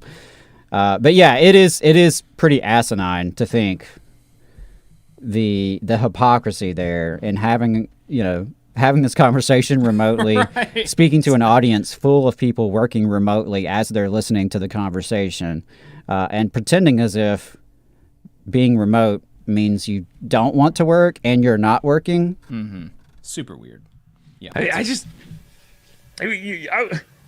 don't know. If the people that work for me got together and signed a petition and tried to pass it around publicly, that'd be the list of people that get fired next time layoffs come around. I mean, that's what it'd be for me. I just don't get it. If you want to talk to me about it, fine. And talk to your first line supervisor and go from there. All right, so there we go. He's got an open door policy, Adam. At the Dale Jackson show, you got an open door policy. You can this is what they all say. There's always like an open door policy, and it's always silly. And I don't know, maybe he's a fine boss. I don't know, but he did break federal law. Just there. That's a violation of federal law to say that if you get a petition, that's going to be the list of people you fire in the next round of layoffs. That is a violation of federal labor law. That is a violation of the National Labor Relations Act. It is. I will hand it to him in this sense. He at least said it out loud. Right. He at least said what all bosses are thinking. So I'll give him that much credit for being willing to go on the record in breaking the law and admitting his intentions to break the law. So I pulled from the language of the law, and I also pulled from an explainer on the Department of Labor's website. So employees have the right to unionize, to join together to advance their interests as employees, and to refrain from such activity. It is unlawful for an employer to interfere with, restrain, or coerce employees in the exercise of their rights. For example, employers may not respond to an organizing drive by threatening, interrogating or spying on pro-union employees, or by promising benefits if they forget about the union. Section 7 of the NLRA, the National Labor Relations Act, guarantees employees, quote, the right to self-organization, to form, join, or assist labor organizations, to bargain collectively through representatives of their own choosing, and to engage in other concerted activities for the purpose of collective bargaining or other mutual aid or protection, as well as the right to, quote, refrain from any and all such activities. And Section 8A1 of the National Labor Relations Act makes it an unfair labor practice for an employer to interfere with, restrain, or coerce employees in the exercise of the rights guaranteed in Section 7. For example, you may not threaten employees with adverse consequences if they engage in protected, concerted activity. Activity is, quote, concerted if it is engaged in, with, or on the authority of other employees, like a petition, not solely by and on behalf of the employee himself. It includes circumstances where a single employee seeks to initiate, induce, or prepare for group action, as well as where an employee brings a group complaint to the attention of management. It is specifically called out. And so, like, has he ever read the law, the National Labor Relations Act, that you're supposed to read as an employer? That you're supposed to actually have, aren't you supposed to have the NLRA hanging up, like, visible in your workplace somewhere? Well, employers have such responsibility. They have so much responsibility, and they take so much risk. Oh, yeah, that's right. I forgot about the risk. I forgot about the risk. You're right. Right. There's the risk that you might accidentally break the law on tape, live on air. So anyway, any employees of the Dale Jackson Show, we're going to clip this, and you just save it. Just say, you don't ever have save it for that rainy day. But save it for the rainy day. Put it in your notes file, because if you get fired after you do protected concerted activity, especially under our president Joe Biden, you will probably be reinstated, even if it's going to take several months. But he's not the only one that's done stuff like this. Barstool Sports CEO I remember that. Did a tweet saying that he'd fire anybody immediately if they contacted a union. And he had to settle with the NLRB and remove the tweet. Ben Shapiro had to do the same thing. And so because you can file unfair labor practices even if you're not an employee.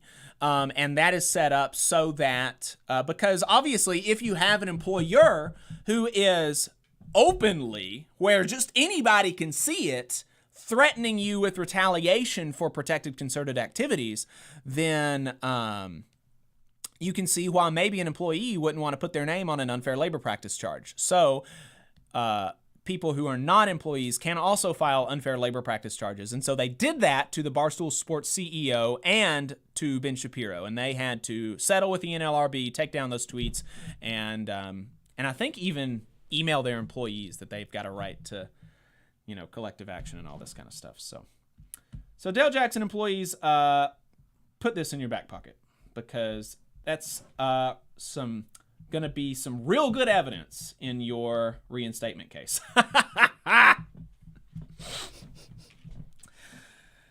As we're wrapping up here on the radio, just a reminder, our UMWA sisters and brothers are still on strike for now. You can donate to their strike pantry at paypal.me/UMWA strike pantry.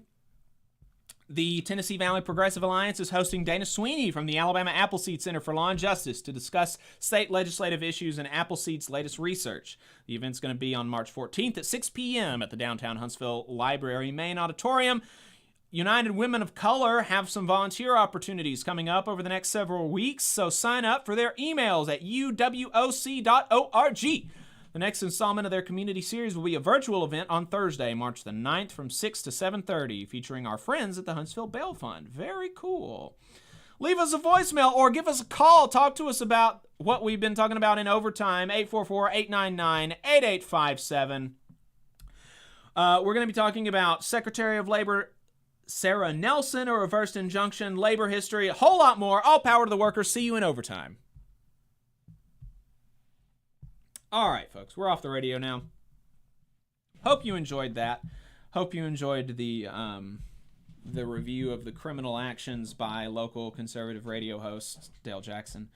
Got some good stuff for you in overtime. We're going to be talking about this Sarah Nelson being considered for the Department of Labor Secretary. There's some thoughts there. Starbucks reversed their injunction. Not good. February labor history. Also going to be talking about Mayo Pete. All that and more. So stay tuned. We're going to be right back after a short break.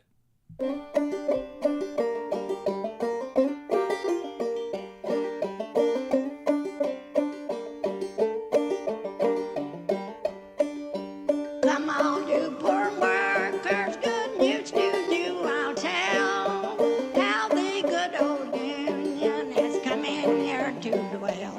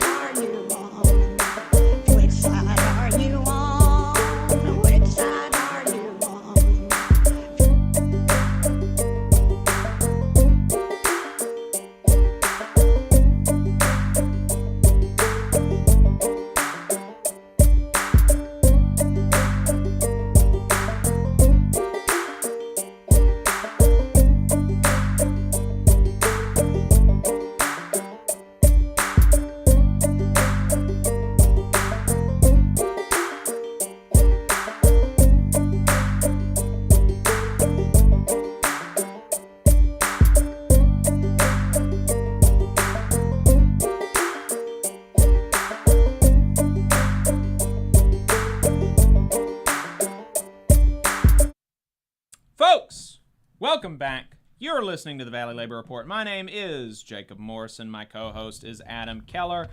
This is Alabama's only union talk radio show, folks. We're the only one, the one and only. We appreciate you listening to us, hanging out on the internet. This is the second half of the program. We are in overtime. We are off the radio right now, although we are on Unclaimed Mysteries Radio. This will be on Friday morning from 9 to 10. But that's an internet radio program. So we're off the terrestrial airways right now. We appreciate you hanging out with us. And so first, let's talk about this situation with the sick days at these big rail carriers. Lots of good news there, and then we'll get into the situation, into some of the updates on the East Palestine derailment. So just yesterday, Norfolk Southern became the third rail company to guarantee paid sick days to workers. Bernie Sanders said the grassroots trade union movement provided paid sick days to provide paid sick days to rail workers is gaining momentum. Norfolk Southern became the third rail company to guarantee paid sick days to workers. Now is the time for all rail companies to follow suit and substantially improve rail safety.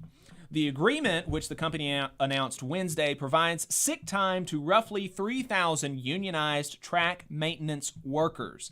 The deal allows employees to take 4 paid sick days a year. Wow. And removes a stipulation which worker contracts that required them to give their supervisors 48-hour notice before taking personal days. You just 48 hours before, Adam, whenever you get sick, you just have to tell them, oh, I'm not sick right now, but 48 hours from now, I'm not going to be able to work. So just letting you know, boss man, that's what they had to do before. Right. And if there's, anything you've picked up over the last couple of weeks in this rail disaster, boy, don't you really feel confident knowing there's only 2 people on a train that's miles long, and both of them may be deathly ill. They may be running 102-degree fever. Yeah. They could be whacked out of their mind on all kinds of medications that they had to take because they couldn't stay home sick. Boy, doesn't that make you feel just really safe and secure in the American heartland? That follows from the week before the Union Pacific Corporation announcing a similar agreement with 2 of its unions that represent 2,100 rail workers to provide them with multiple days of paid sick leave, a key goal in recent labor talks. In a statement on Monday, the Brotherhood of Railway Carmen shared that the agreement, which takes effect on April the 1st, will cover up to 4 days of paid sick leave for Union Pacific employees in the union, also allowing them to convert their personal leave days for sick leave. So that's, up to 4 days still. Right. Yeah. I mean, it's obviously too little, too late. That said, I want to really applaud Railway Workers United. Indeed. And them in particular, of all of the rail unions, obviously, but I think the RWU caucus has really just shifted the narrative. I think they have done a good job in engaging with the public, even engaging with shareholders and other folks who have some sort of influence here.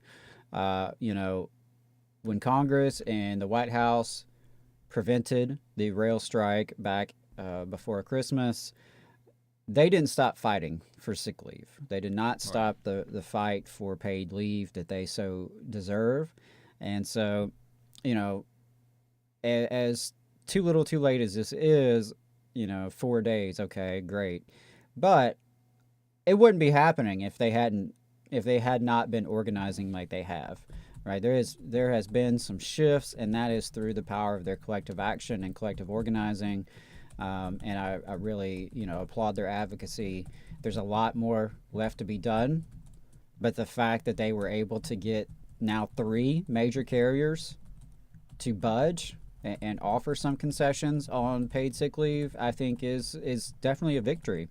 That's a victory, especially knowing that the rail carriers have such leverage that the United States federal government would be on their side.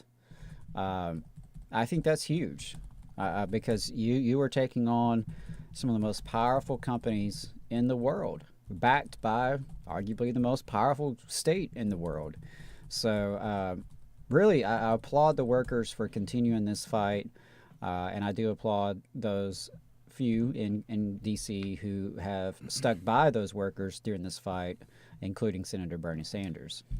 Yeah, absolutely. According to Bloomberg News, Union Pacific's agreement with the Brotherhood of Railway Carmen and the National Conference of Firemen and Oilers represents approximately 8% of its total workforce. Right. So we're seeing, they're chipping away at it bit by bit, craft by craft, carrier by carrier.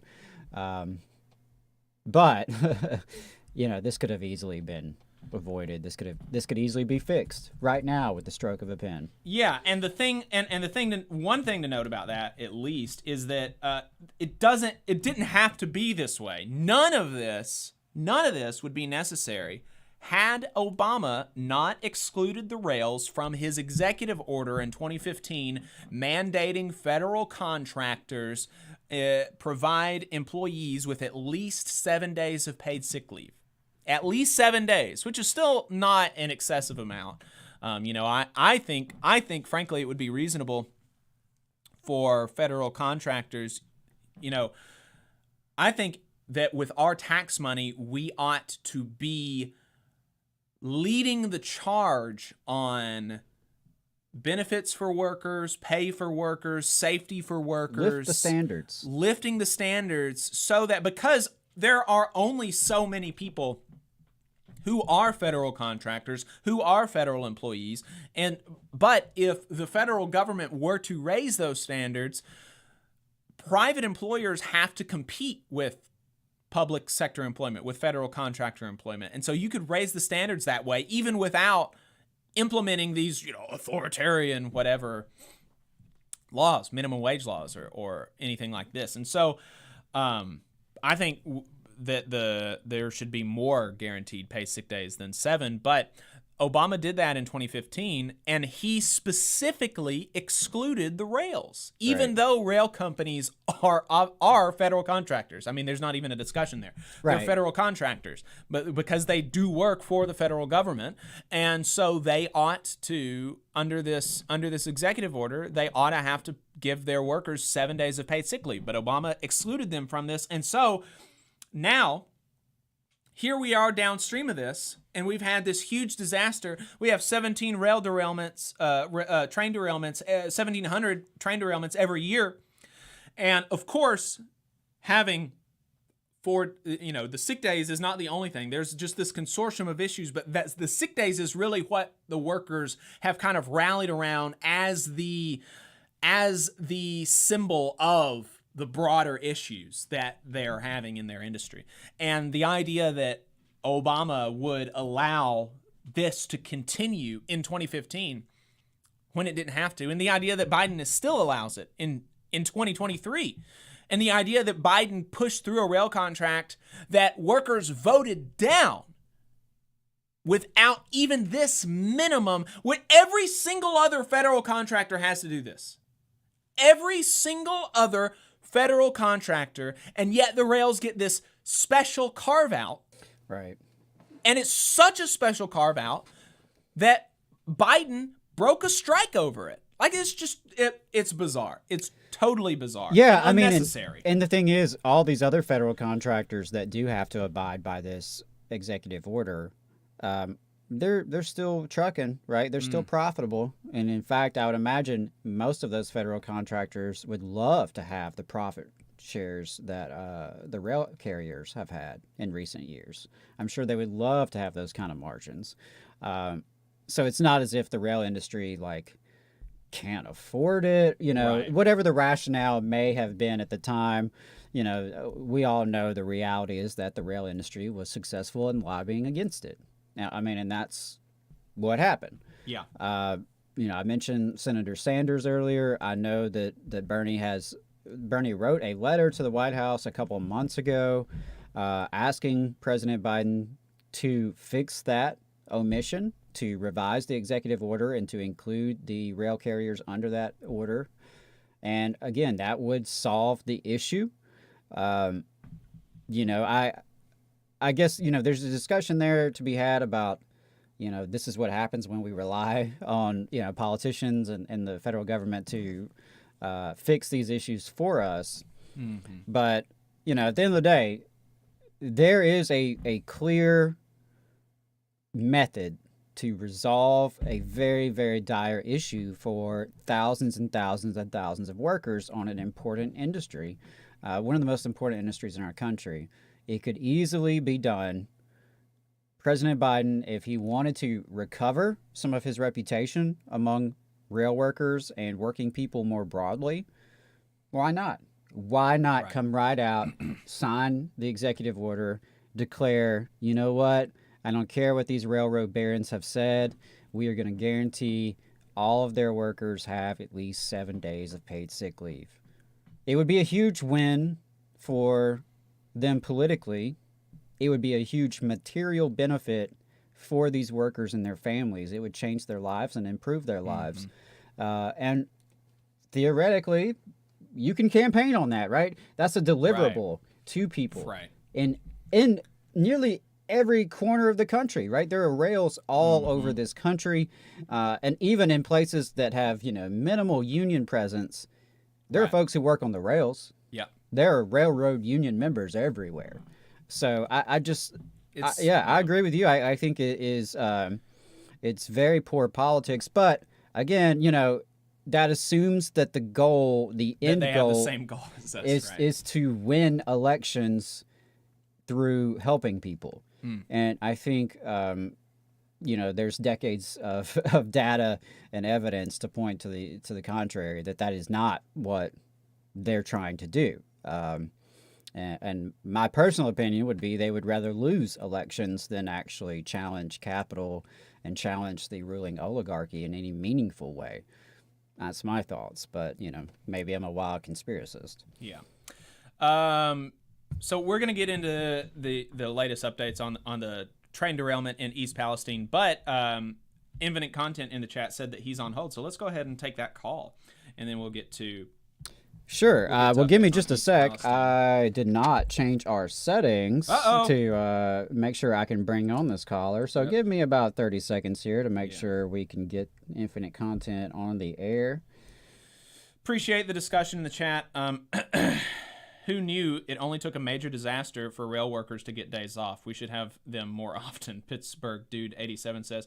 Yeah, it would be great if we could just have that instead, have that without the major disaster. That would be right. I mean, I get the point though. It is sad that it takes something like that to spur action. All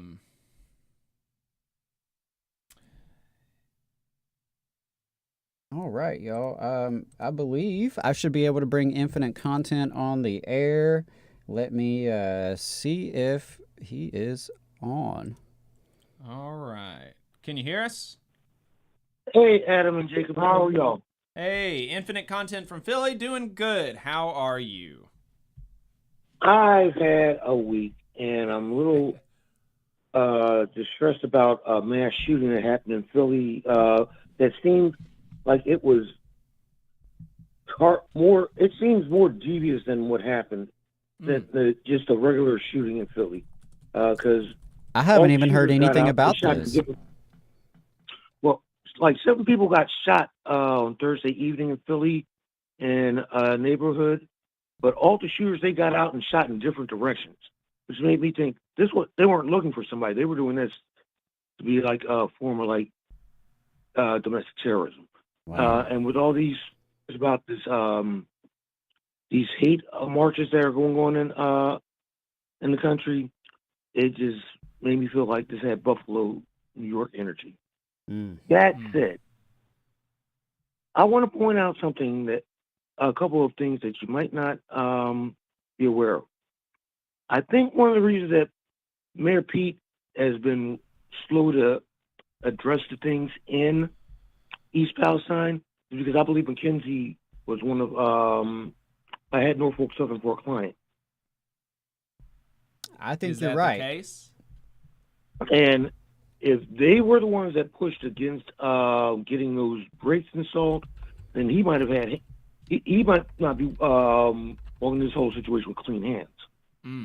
That's a good point. Yeah, I mean, his time at McKinsey could be relevant. I've been looking, but McKinsey keeps their client list hidden. But that's where I just, you ever get that feeling like something ain't right about this? That's what I'm feeling. And on top of that, what Norfolk Southern said, they were going to pay the town like what, $50,000? $25,000. And they did like when after the derailment in East Palestine, Norfolk Southern wanted to just give the town like $50,000 to be done with it. Yeah, and it was 25,000. It wasn't even 50. It was 25,000. Just.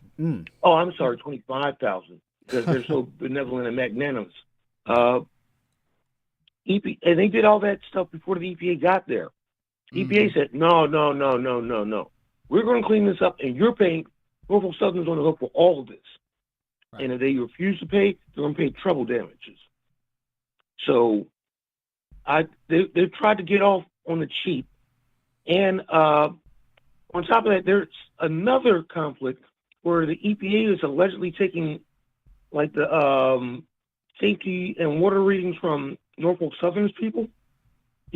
About the water safety? Did you all hear about this? Yes. Yeah. Yeah, I heard that too. That apparently, I'm like, are you effing kidding me? Like the EPA told folks in the town that the water was safe, and they were basing that on Norfolk Southern's water testing. That's my understanding. I mean, so that's, yeah, I agree with you. That is just, that's very egregious. I mean, I would be very, very concerned if I lived in that community and I found that out. Right. Look, when I saw that, all I was thinking is, what kind of raggedy ass bullshit is this? Right. Because I saw somebody take a picture of one of the creeks by there, and you can still see the rainbow sheen on the water. I'm like, and they said that it wasn't just 3,500 like fish there did. It's like all the animals within like a 5-mile radius of that burn are dead, which makes me think Norfolk Southern was currying something way more dangerous than what they alleged, because they got in there and tried to burn everything real quick. That was destruction of evidence. Yeah, well, and you mentioned the fish. There's this from the BBC News. Ohio toxic train crash killed nearly 45,000 animals. That we know of. Right, that we know of. That's crazy. And the governor of Pennsylvania, because East Palestine's like a mile from Pennsylvania border, he's filing listed them on a criminal charge. I'm like, good. They need to have no peace, no mercy. And I feel this story kind of really sits in my mind because it's a train that literally runs behind my house. So, and I don't know if it's Norfolk Southern or CSX that runs the trains. I'm like, if one of those trains derails, it's bad enough it happened in a rural community like East Palestine or a small town. Imagine if something like that happened in Philly or Detroit or LA. Right. You're talking about hundreds of thousands, maybe millions of people. That's going to be a cancer alley. That's going to be worse than Love Canal 15, 20, 30 years down the line. I promise you. Yeah. And I'm sorry. And you all read my comments. You all saw my story about the McDonald's workers because you all reported on it. But yeah. I'm like, I need to tell you, I'm following you all's lead. I'm going to tell you why I'm mad today. All right. Sounds good. I just am beyond incensed at the incessant greed of capitalism and this corporate greed that's just screw jobbing us across the board, because it's no reason except for greed that we're paying these higher prices for all commodities. And they can't say, oh, well, it's we're having issues like growing things, transporting things. Lemons still growing in the grass. COVID ain't affected any agriculture. It has affected agricultural staff, but it's not affected agriculture because the lemons are still growing, the oranges are still growing. Why are they 15, 20% higher than they were 3 years ago? Right, just like the eggs. Right. And now the eggs, that's another part of corporate greed. I think it was some case of bird flu that broke out in some of these chicken farms, and they have killed millions of chickens. So that's it'll be a couple years. It'll be a minute for that to get back up to speed. But there's also other major backlogs. I work as a pharmacy tech, and there are a lot of drugs that are on manufacturer back order. Brother, you don't have to tell me. I have been missing one of my medications all week. The ADD medicine? Yes, and it's been hard. We're missing. We're missing out on some antibiotics. We were missing out on Tamiflu. We were missing out on like naloxone for kids, Tylenol, ibuprofen.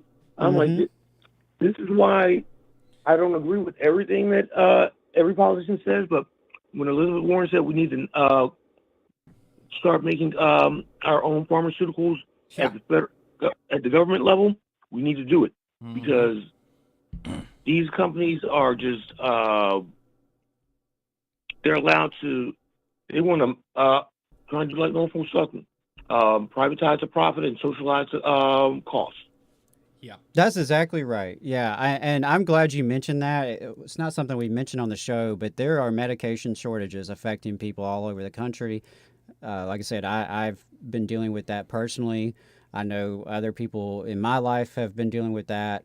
You know, I was telling Jacob this morning or yesterday, I'm thinking about all the kids in school who are having to go to school every day but can't get the medication that they need. You know, God bless their parents and their teachers who are, trying to help them get through this. But, this is the richest country in the history of the world. Adam, it's a rolling domino effect because I've been seeing medicines be out. I'm like, okay, this medicine's been on manufacturer back order nationwide for months. I'm going to advise you right now because I can't tell you what to get, but you need to tell your doctor to consider switching to different medication. So they're switching to the next medication, and that's causing the backlog, trying to cause a backlog in that, and so on and so on. And I'm like,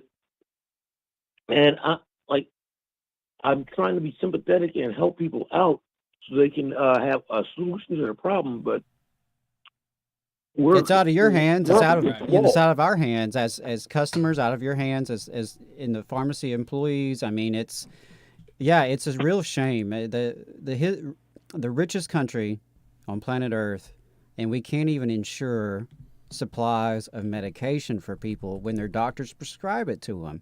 And you mentioned the children's medications. Yeah, my daughter had a cold a few weeks ago, and it took 3 different stores to find children's Motrin or children's Tylenol, whichever the one I was looking for. It was out, and there were signs on the shelf about you can only buy one. It's just wild to think that you have people all over this country, in a country of such great wealth, that can't even get the medication they need to function from day to day. It's just very sad. Yeah, and like I said, I see this the stress and strain in parents and guardians' eyes about them. Like, you got a sick kid, you're gonna do damn near anything that you have to get it, and they're like snapping at me. I'm like, I can't do anything. Like, we don't have any in the back. Well, the back is not some magic place where right. Elf factory. But and I'm like, things are starting to come up to speed, but still not enough. I'm like, it still might be doing irreparable harm because if you don't get particularly with antibiotics, if you don't take care of that infection at a certain point, then you're going to have to move to second line and third line drugs, which are way more expensive and even less in supply. Right. And can cause definite material harm to people. So, like I said, I've just been, like I said, I've had a week. Yeah, man. Brother, I appreciate you. Yeah. I appreciate you calling. I appreciate you bringing those issues up, and appreciate what you're doing as a pharmacy tech. I know that struggle is real, because I mean, the last few times I've been in the pharmacy, I've seen people crying in the line because they can't get their medication. You know, I know that, you know, you're dealing with the brunt of a problem that's way bigger than any of us can solve. And just for a little consolation for you all might only have to deal with one insurance. I got to deal with all the insurances. Mm-hmm. All right, fellas, I'm gonna get off the line and I'll call in next week. All right, have thanks, a good brother. one. Appreciate you. Yeah, so let's dig into this some more. This East Palestine stuff. The before you mention that, I did want to say that Infinite Content brought up conflicts of interest. The Lever News actually had a good article out about Ohio Governor Mike DeWine. After Norfolk Southern support, DeWine says no disaster in East Palestine by Matthew Cunningham Cook. So that's another one to check out if you're kind of digging into these conflicts of interest here. Yeah. Yeah, and you know, this is really a story where your brain is just going to get broken if you only look at the world through like your partisan political allegiances. Right. Like if you just want to hear the conservative take or Right. the liberal take, the Republican or Democrat take, you're missing out a lot. Yeah, it's just going to totally break you're going to have no reference with which to actually understand what's going on, because the reality of the situation is that both sides, you know, even though really it's like one side in more instances than not, but both parties are at fault here. And if you can't understand that, you're not going to understand the problem, and then therefore you're not really going to be able to understand what needs to happen to go forward. And you know, we're seeing this. I saw this on conservative radio last week. Yaffe was trying to make the case, it did not do it very convincingly, that lack of regulation did not cause this. That actually, no, this is just a freak accident, and there's really not much to worry about, and it's, you know, there's nothing that the government can do. It's just really out of our hands. You know, this is just nature. This is that's the just world. such And bullshit. It's just so silly. It's really, really silly. And then on we the can other drop side, bombs on Right. countries halfway across the planet. Supposedly, we can target an individual in some village somewhere and kill him, but not his goats. We're supposed to trust that the government can do that. Yeah. But you can't prevent rail disasters in 2023. Yeah. And then on the other side, you've got Buttigieg trying to make this seem like this is all Trump's fault. And like he has like his hands are tied. It's so bizarre. But and we're going to play some of those clips from Buttigieg, but let's talk about, let's set the stage first, because we got this preliminary NTSB report. NTSB is the National Transportation Safety Board, NTSB. They had a preliminary report on the accident that found that this was 100% preventable and no evidence that the crew did anything wrong. So this is a really, really clear report. And I think that's very important, because in situations like this, it's very common to have like individual workers involved, thrown under the bus, thrown under the track, so to speak. And you know, they try to push blame as if it is just the individuals on that particular train, or, you know, whatever the incident may be. So I really am glad that the NTSB put that out there in clear language. Yes. Now Dale last week on his show with me, and I was on his show talking about this, and you can we clipped it and we put it on our channel, because that was something that we hadn't discussed in that way yet, and so, you know, we thought our audience might enjoy it. But he tried to make the case that actually, no, the rule wouldn't have helped. And that's fair enough, because the rule that he's talking about is the Obama-era regulation that said that high-hazard trains have to have ECP brakes, electronically controlled pneumatic brakes. And it is true, in a sense, that that rule would not have stopped this and would not have helped that. Why is that? Why is it that the Obama-era rule wouldn't have stopped this? Because the Obama-era rule would not have applied to this train. The Obama-era regulations would not have classified this train as high hazard and thus not subject to the regulation. And so from the ensuing disaster, we can see, obviously, this is a high hazard train. Okay? Just what the idea that you could have a category for trains that is titled high hazard, and that this train is not included in it, shows the falsity of the regulation, okay? And before, when the rule was being developed, there was a push to include more trains, to broaden the definition of high hazards that might have actually included this train that Norfolk Southern really pushed back against. And so the rule was limited. The rule was limited to trains that are even more dangerous than this one. Okay? So Obama said, look, if you've got a train that's this level of dangerous, which is more dangerous than this East Palestine train, right? Think about that, how dangerous those cars have to be. You have to have electronically controlled pneumatic brakes. And what those do is they stop every car on the train at the same time, instead of what happens right now, where they've got these 1800s, technology that is derivative of 1800s era technology that is air brakes that stops the train from the front first. And we can understand how if you've got a train going this way, going down the track, and the front stops and the back isn't being stopped at the same time, well, that's how these derailments happen, right? That's how this kind of stuff happens. And so electronically controlled pneumatic brakes, ECP brakes, really decrease the likelihood of train derailments. They're very good. And the Obama-era regulation did not apply to this train. And the Trump administration pulled it back. So think about that for a second. The Trump administration looked at this rule and said, oh, you're a bomb train, you're just literally a bomb train running across our country. It's fine for you to have air brakes. It's fine for you not to have these ECP brakes. I mean, just think about that for a second, how crazy this is.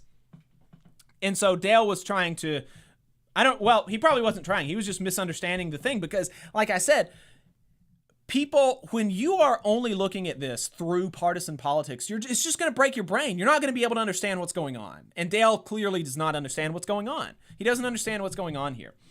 And so the Railroad Workers United put out a statement, and co-chair Gabe Christensen said, Railroad workers experience firsthand every day the dangers inherent in this style of railroading. It has impacted their safety, health, state of mind, and lives on and off the job. Railroad Workers United General Secretary Jason Doring adds, every day we go to work, we have serious concerns about preventing accidents like the one that occurred in Ohio. As locomotive engineers, conductors, signal maintainers, car inspectors, track workers, dispatchers, machinists, and electricians, we experience the reality that our jobs are becoming increasingly dangerous due to insufficient staffing, inadequate maintenance, and a lack of oversight and inspection. We recognize that limits on train lengths and weights are necessary to prevent catastrophic derailments. RWU demands immediate action by government regulatory agencies and Congress to rein in Class 1 railroads. This action must ensure sufficient staffing to do the job properly, efficiently, and safely, with all trains operating with a minimum of a 2-person crew. Train length and weight must be capped at a reasonable length to mitigate the increased likelihood of breakdowns, train separations, and derailments. Adequate and proper maintenance and inspections of locomotives and train rails and rail cars, tracks and signals, wayside detectors, and other infrastructure must be implemented. Ample training and time off without the harassment of draconian attendance policies must also be standardized. And this is totally doable. This is all totally doable. This is all within, a lot of this is frankly within the executive authority, but it's also obviously within the authority of Congress, because they just implemented a contract they just implemented a contract on the rail workers and on the rail carriers. Technically, this is also an imposition by Congress on the rail carriers. It's not the rail carriers saying, oh, this is our contract. And, this is just Congress. What happened in December was Congress creating a contract, which was really pulled out, but it didn't have to be. It didn't have to be taken from the companies. But that's what happened. They could have done anything differently that they wanted, because it's just a law that they passed. They could have done something differently. But instead they didn't, and this is the result of it. And so conservatives, their brains are just broken. They have no idea how to understand that. But also these partisan weirdos like Pete Buttigieg have no idea how to understand what's going on here either. So let's take a look at this clip from Buttigieg in East Palestine. The day after Trump, by the way, just the optics of that are insane. How is it that how do you let that happen? Right. You mean allow Trump to visit the town before either Pete or Biden? Yeah. How do you let that happen? Biden still hasn't shown up, and my understanding is he has no plans to, but Pete did finally show up afterwards, after Trump was there handing out Big Macs. Yeah, so let's take this. Let's take this and we will. We're gonna listen to this clip from Pete Buttigieg where he's really kind of subtweeting Trump, and so we'll play this clip and then we'll react to it. If the same people who want to come here and play political games are the same people who sided with industry again and again and again and watered down rail regulations again and again and again, I want to see where they've had an actual change of heart or not. And if they had a change of heart, I'll take them at their word and we can get work done. Yeah. Yeah, and so, this is fair enough if you are doing stuff and there's just not enough evidence to say that we're actually making progress here with the Biden administration, with the Pete Buttigieg Transportation Department. It's absurd. Right. I mean, that statement would irritate me a little bit less if before this disaster, the administration had already proposed reversing Trump's deregulation, right? If the administration had already proposed adding additional censors that could have prevented this disaster, if they were already working towards enforcing more regulations, beefing up the regulations in place, that would be different. It would be different if that was already in place, but it's not, right? From as far as we can tell, there's been absolutely nothing done by the administration in terms of rail safety and rail regulations until this disaster. And, it's day late, dollar short on this disaster so far. Now, to Infinite Content's point in his call earlier, the EPA has put out some strong statements and, says they're going to make Norfolk Southern pay for it. We'll see. We'll see. I mean, color me a little bit skeptical, honestly. Yeah. But I guess, again, that's better late than never. Glad to see that they're taking that posture now. But, for Mayor Pete to call on Trump and the Republicans to, join him, right? You haven't convinced your own party yet, brother. Right. Like, yeah, well, and so has Biden put out a statement yet? Right. So let's play this where he gets more explicit. A reporter says basically what I said. You're basically kind of subtweeting Trump. What's your message to him? And makes him state it explicitly. So let's play that. Yeah. You mentioned a national political figure who's decided to get involved. It sounds like you're talking about Trump, and then you said, "I need your help." How can he help? Well, one thing he could do is express support for reversing the deregulation that happened on his watch. I heard him say he had nothing to do with it, even though it was in his administration. So if he had nothing to do with it, and they did it in his administration against his will, maybe he could come out and say that he supports us moving in a different direction. We're not afraid to own our policies when it comes to raising the bar on regulation. And I've got to think that him indicating that this is something that everybody, no matter how much you disagree on politics and presidential campaigns, can get behind. Higher fines, tougher regulations on safety, Congress untying our hands on braking rules, all the other things that go with that. That'd be a nice thing for him to do. Yeah, so do it. Right. It's like I was telling you last night. I do understand the politics behind it.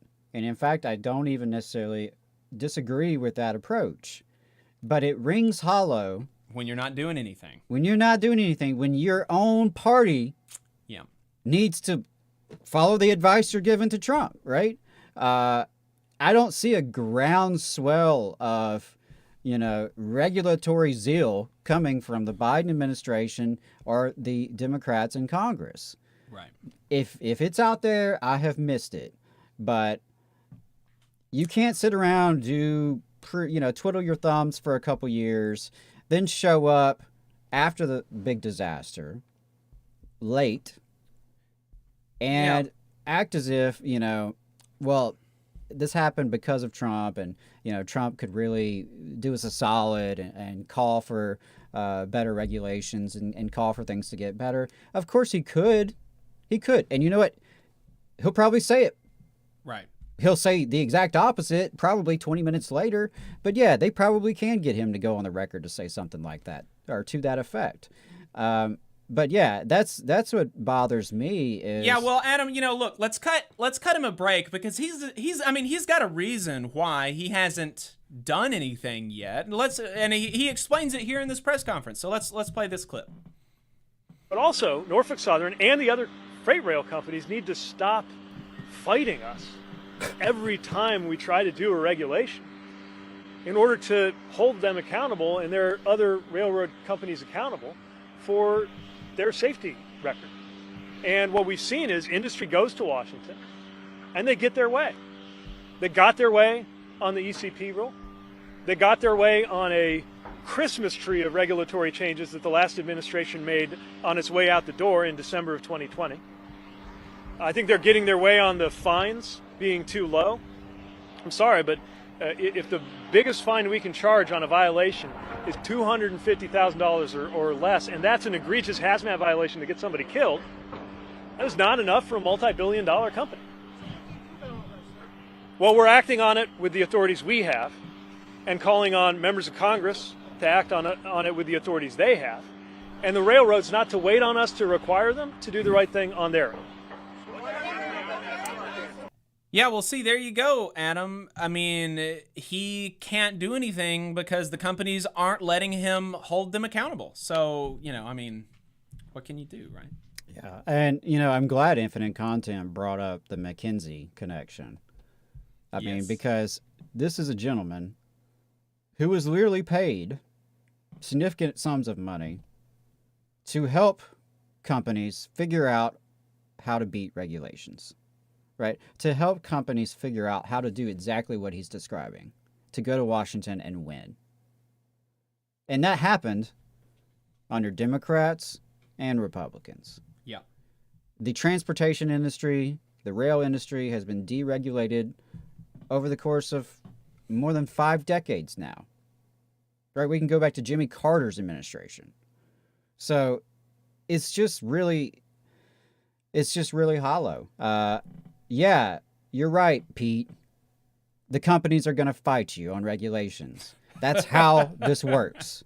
I'm glad you've stumbled upon that realization that all of us who are more than 5 years old already knew. And which you damn well know because you've been on the other side of it your whole career. Yeah, I am very just... And I know we're about to get to this. The other piece of this here is that the Democratic circles and some of the liberal press has gone on a new track where the problem is everyone's being unfair to Pete. Mm-hmm. Well, that's the tragedy. is that poor Pete is getting blamed for all of these things out of his control. He's being blamed for the former administration's deregulation and all this and that. And, I just think that's so absurd. The man is a cabinet secretary. You've been a cabinet secretary since the beginning of the administration. Yeah. You knew the supposed Christmas gift in December 2020. You knew all about it, right? Mm-hmm. It happened right before you got there. Had to have been first on your list of what, of your onboarding process. You certainly knew what you were doing by busting the rail strike or the potential rail strike this winter, right? Seems to me like Norfolk Southern and the rest of the carriers won big. They won big in part because of Pete and Marty Walsh and Joe Biden and the Democrats and Republicans in Congress. So, yeah, I don't want to hear any whining coming from the Pete Buttigieg camp that he's being, unfairly maligned, or his clear ambitions that he has may be dampened by this disaster and the pushback he's getting. I mean, why? I know this is just optics, but yeah, why is it that Donald Trump rolled his fat ass up there to hand out Big Macs before you got there? Why? Insane. Why? Right. You couldn't send the transportation secretary there? Yeah, and the thing is, Biden had to be in Ukraine supposedly. I'm not. But even he had touch 2 that. weeks before that. Right. He had 2 or 3 weeks before that he could have done the thing. And the thing, like, part of me wants to say, obviously this is theater. Like, nothing materially changes from Biden being there physically. Okay, we understand that and we recognize that, especially when, right-wing freaks talk about how Biden hasn't visited the border. Like, what the hell do you want him to do at the border? Like, that doesn't even mean anything. It doesn't mean anything. And so, there's a part of me that wants to recognize that and wants to have that as the forward-facing thing. But also, the thing that I've come to is the forward-facing thing is that, okay, maybe we can accept that it's theater, but that's your freaking job is theater. You're supposed to be, that's half of your thing is being theater for the right message, right? You can have plays that have a good message and that encourage people to act and that do things that are real, but so you got to engage in the theater. And he's not doing that. Trump's doing that and Biden's not doing that. It's crazy. But the Buttigieg world is very much in this whole thing about, oh, poor Buttigieg. And he even enlisted the official Department of Transportation Twitter account in this campaign of poor Buttigieg, poor Department of Transportation. And former guest Julia Rock at the Lever News broke that down a little bit. And so I wanted to play that for you. The Department of Transportation started fighting with the Lever's Twitter account on Twitter. We adhere to the highest standards of journalistic ethics, and so we of course reached out to the Department of Transportation for comment on the story, incorporated their comment, and the Transportation Department started attacking our story on Twitter as false, without providing any evidence that the story was false or what was false about the story. Didn't ask for any corrections on the story, which would sort of be the typical way a government agency might claim that there's something false in the story. And then was responding to Twitter accounts that had responded to our story that had 9 followers, sort of calling them out for, misunderstanding the Department of Transportation's response to the accident. I've never really seen anything like this from a federal agency's Twitter account before.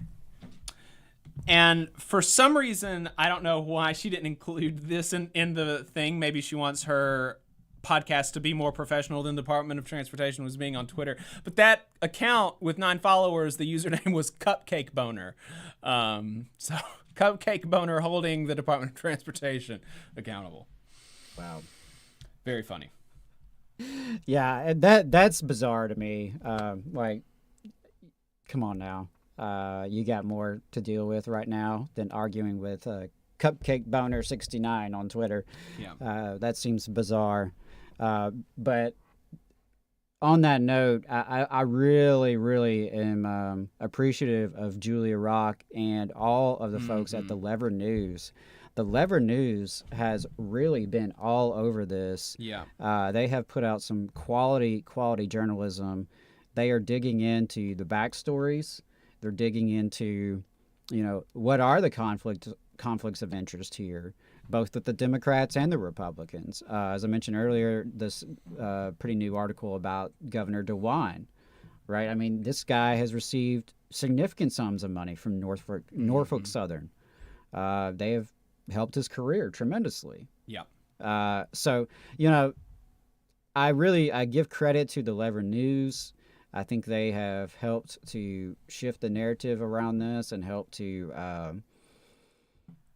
obviously, the DOT is doing damage control, and that's in part because of their reporting. Yeah, and and some people have mentioned this on Twitter and on some other YouTube shows, but this is, the response to this has really been driven by independent media or like not mainstream media on the left and the right, because the main, Fox News hasn't really picked this up.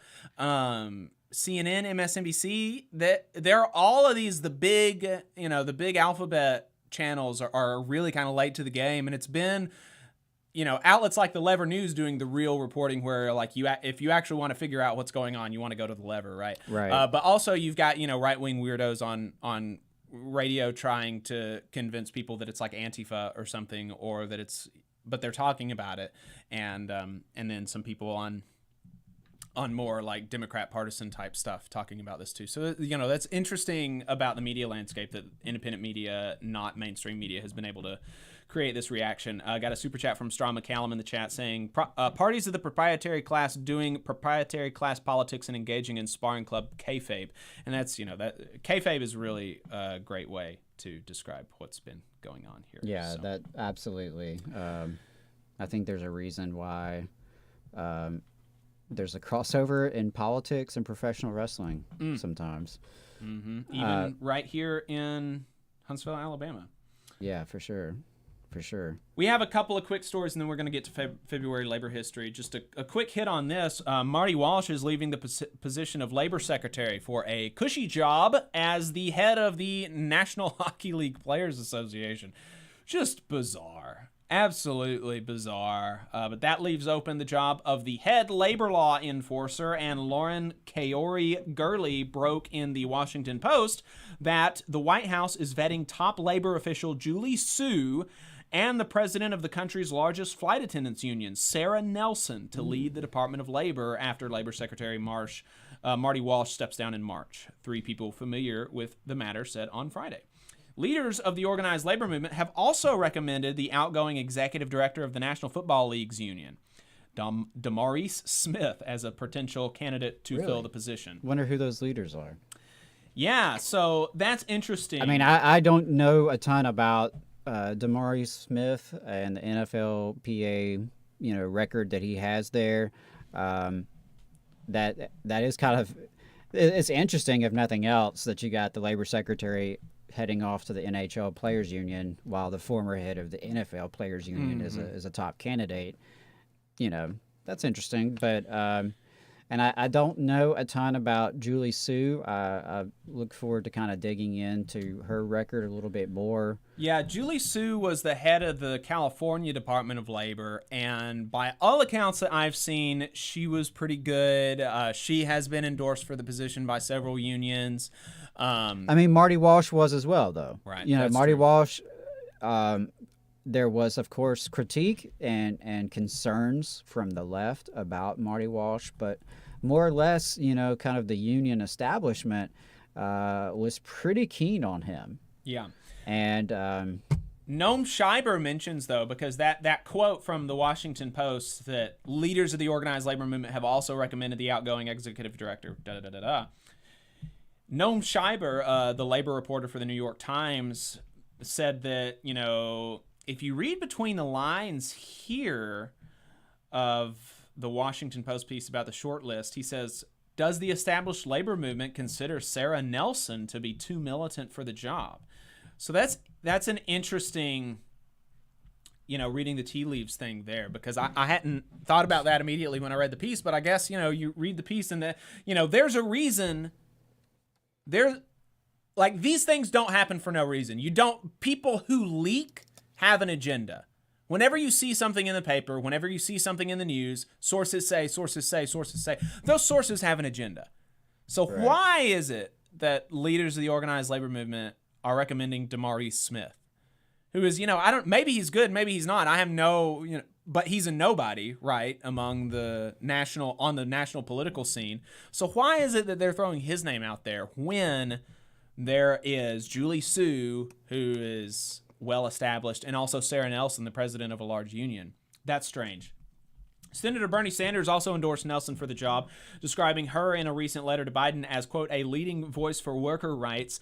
And that kind of brings me to the discussion about this and some of my thoughts about it. And it's interesting seeing where people fall.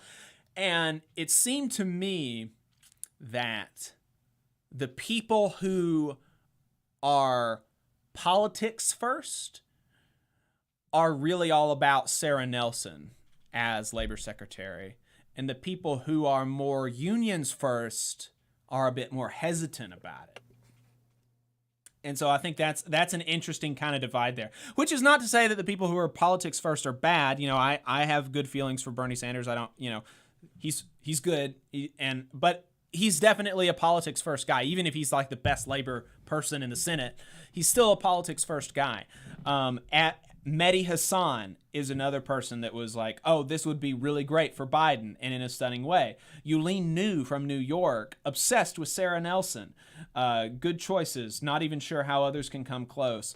So and then you have other people who are definitely, I would consider them more labor first, like Harvey J.K., saying, I love the talk of POTUS appointing my friend Sarah Nelson as Secretary of Labor, but I think it would be a great waste of Democratic talent. We need Sarah Nelson in the labor movement, not the cabinet. If anything, we should have elected her to AFL-CIO president. Tovarish, who is a union organizer and that's the name of her Twitter account, saying, becoming Secretary of Labor in 2023 is the definition of having access instead of power. I'd rather have Sarah Nelson where she is, a role where she can help mobilize strikes that have the demonstrated power to force the hands of bosses and politicians. I'm inclined to follow along those last two that you just read, Harvey and Tavares. Sorry, I can't pronounce that. Tovarish, yeah. Tovarish. That's how I would pronounce it anyway. And Honda Wang, DSA Labor Committee, says much the same thing. Do you really want Sarah Nelson's boss to be Joe Biden and have to carry out his weak agenda? Or would you rather her retain an independent, agitational voice with leverage over the Biden administration, or even lead the entire AFL-CIO at some point? Dave Jameson, labor reporter for the Huffington Post, says, hot take, there's actually not much Sarah Nelson could do for the labor movement as labor secretary, aside from use the bully pulpit and maybe reform OLMS, the Office of Labor and Management Services. And and these are two people that are really, I think, labor first as opposed to being politics first. Yeah, I'm inclined to believe, to agree with what Dave's saying, and that's with the caveat that we could do much better than what we've had. Right. Marty Walsh could have done so much more for the labor movement during his time as secretary were he so inclined, even if that would have been primarily through the bully pulpit. But that's not nothing, right? If Marty Walsh had come to Brookwood, Alabama, that would have been nice. Right. If anyone from their administration gave a damn and even mentioned the strike in Brookwood, Alabama, that would have been nice. Right. Would it have changed the stakes? I don't know. More than likely it wouldn't have. It's hard to say. But we'll never know because the administration never tried. Right. So I'm inclined to agree with Dave, and I second those comments from Honda Wang, Dave Jameson, Harvey J.K. I think that Sarah Nelson could be is a bigger asset outside the administration than inside of it. And I like what someone said about that's the definition of having access instead of power, because I do think that, you know, you get a real militant person in there. Well, take it from me. Hell, as a militant person who tried the staff approach, let me just say, Sarah Nelson would find herself very, very frustrated immediately and hampered every step of the way.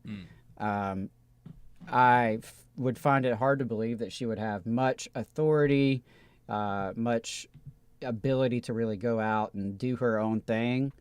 Like, you know, maybe I'm wrong, but, you know, maybe, you know, and one of the things that we'll probably never find out is, you know, like, did Marty Walsh actually want to do more for the coal miners? Right. And he wasn't allowed to by his administration, or, you know, just none of them give a shit. But, you know, theoretically, you know, someone like Sarah Nelson, we would anticipate would care. She certainly has cared about the coal miner struggle. She spoke here in Alabama. Right. Yeah. I mean, she was there, you know, one of the times that you and I reported on the rally, one of the rallies there. So, you know, theoretically, I could see her using that bully pulpit, traveling to struggles across the country, and, you know, maybe that could be a boost. But I'm inclined to agree that she's better off staying out of that administration.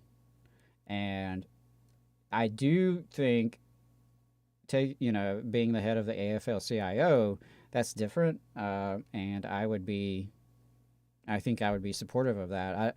I can't think of anyone else that would be, you know, in serious contention for that position that I think would be a better fit. You know, we'll see how things play out there, but I agree. Sarah Nelson, I respect her leadership, and I respect what she's done for the labor movement. I respect Bernie Sanders for his commendation of her and, like, recommendation of her. I mean, you know, I guess that's kind of what you want. You want the most pro-labor folks in Congress to recommend the most pro-labor folks to be the labor secretary. But that doesn't mean on a practical standpoint that it's going to work out the best way we want it to. So we'll see. If Julie Sue is a competent administrator and, you know, willing to use the bully pulpit, willing I to would do hope. like virtually anything, it would be a step in the right direction compared to what we've had. Because I personally, you know, no disrespect to the folks out here who are big Marty Walsh fans, you know, but I was not impressed whatsoever. And frankly, I'm a little salty. He didn't even respond to any of my emails and letters. Maybe that's me being petty, but damn, dude, you know, I don't think it's a lot to ask for government officials to respond to correspondence. And, you know, I wrote him multiple times about what was happening here in Alabama, and didn't even get, you know, a form email. Right. David Dayen, editor-in-chief of the American Prospect, throws another wrinkle into the consideration of Sarah Nelson being labor secretary. He said, Sarah Nelson is being vetted for a cabinet position. For what it's worth, the administration has a whole-of-government approach to fighting corporate concentration, and her union just endorsed the JetBlue Spirit merger, which is interesting. And then he links to a press release titled AFA-CWA adds full support to JetBlue Spirit Airlines merger after securing immediate improvements and protections post-merger. And in the statement, Sarah Nelson is actually quoted saying, after securing improvements and protections for Spirit flight attendants in recent days, we are excited to announce our strong support for the JetBlue Spirit merger. Sarah Nelson, president of the Association of Flight Attendants, CWA, representing 50,000 flight attendants at 19 airlines. Our union has experience with 8 mergers in the past 10 years. We agree with skeptics that consolidation has accrued extraordinary power to a few airlines. However, this merger will help to correct that. The JetBlue-Spirit merger adds competition to the airline industry that creates more power for workers along with choice and comfort that benefits consumers. We urge regulators to work diligently to ensure the financial merger closing occurs in the near term so that flight attendants, other workers, and consumers can access the benefits of the merger as soon as possible. So that's, I don't know, maybe she's right, but that's not exactly the tone that you want to have in a administration that seeks to be more trust-busty. Yeah, well, I mean, there's posturing towards trust busting, and then there's actually doing it. Yeah. And so I'll say that. But also, I think it's my understanding that CWA has taken a similar approach with the Microsoft Activision Blizzard merger. And I think the calculation is basically, yes, it's bad that Microsoft is expanding their monopoly, but this particular monopoly seems a little more willing to play ball with us and not be as viciously anti-union as their competitors. And so if we can, sign off on this merger and get some concessions in exchange, maybe it's worth it for the greater good. I'm like you. I can't say for certain whether or not that's the case. I'm certainly skeptical. I'm skeptical. I also understand sometimes in the day-to-day grind, as unions, you have to try to make the best of the situation for your members right then and there. And, maybe, I don't know, but maybe that means in certain cases dealing with the consequences of more corporate consolidation, if it does, in fact, lessen the blow for your workers or even positively impact your worker members. So I get it. It's a complicated thing. I mean, at the end of the day, they're trying to make the best of these situations because there's so many layers to this problem. And the union, individual unions representing their own bargaining units can't undo decades of consolidation, right? We, as individual unions, we alone are not going to be able to tackle the dominance of monopolies in this economy. So posturing aside, I don't see, a super aggressive approach from the Biden administration. I mean, they've made some positive, tracks, but all in all, this isn't going back to progressive era trust busting. So, yeah, I mean, there's a lot to think about there, and there will be critiques folks will find of any of these folks that are put up. Feel free to send them to us. If you have thoughts about who should be the next labor secretary or, who should not be the next labor secretary. I know at one point there was someone from Pelosi world that some folks were pushing. That seems to have died down a little bit. But that's always a risk too. I mean, let's not forget, supposedly Hillary Clinton had Howard Schultz tapped to be her labor secretary. Having a boss as a labor secretary, that's just insane. Well, I mean, it's like we talked about with Marty Walsh taking the NHL PA position, in large part due to his close connections with NHL owners. So I'm going to go represent the players while being buddy-buddy with their bosses who profit off their labor. Doesn't set well with me. As a unionist, it just really doesn't. And so that's something I think is important for all union members to keep in mind is, what are the relationships of folks at the top? And, are they still with the rank and file? Next story before we go to the labor history stuff. On Thursday, U.S. District Judge Mark Goldsmith, an Obama appointee, reversed his decision to issue a nationwide cease and desist order that would have prohibited Starbucks from discharging employees that participate in protected union activities. The judge cited unspecified quote-unquote errors in his decision to reverse his order. And in the new order said that the NLRB actually failed to show that Starbucks has implemented a corporate-wide anti-union policy such that a cease and desist order should apply to every Starbucks location in the country.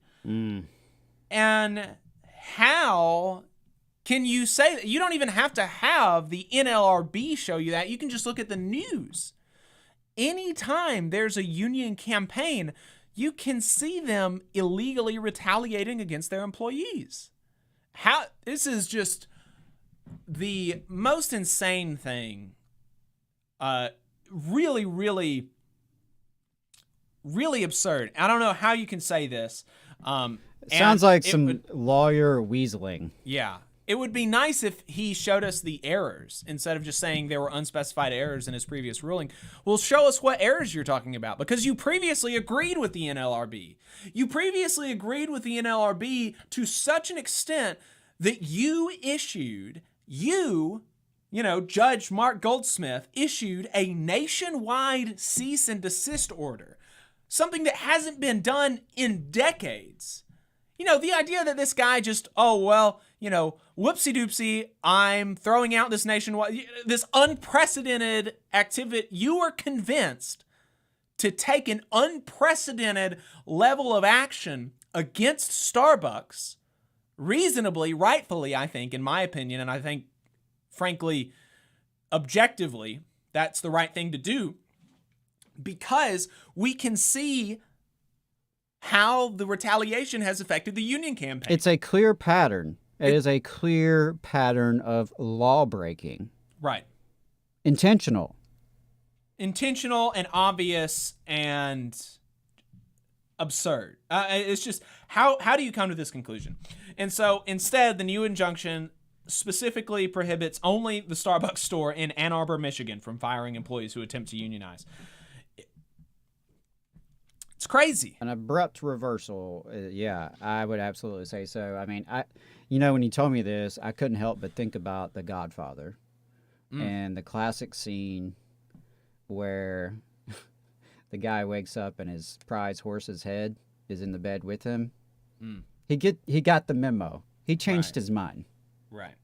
I'm not saying anybody's done anything to U.S. District Judge Mark Goldsmith, but boy, he sure did have an abrupt reversal. Yeah. So I don't know. Yeah, it's who's one been thing in his ear. I don't know if he, does feel legitimately pressured, threatened.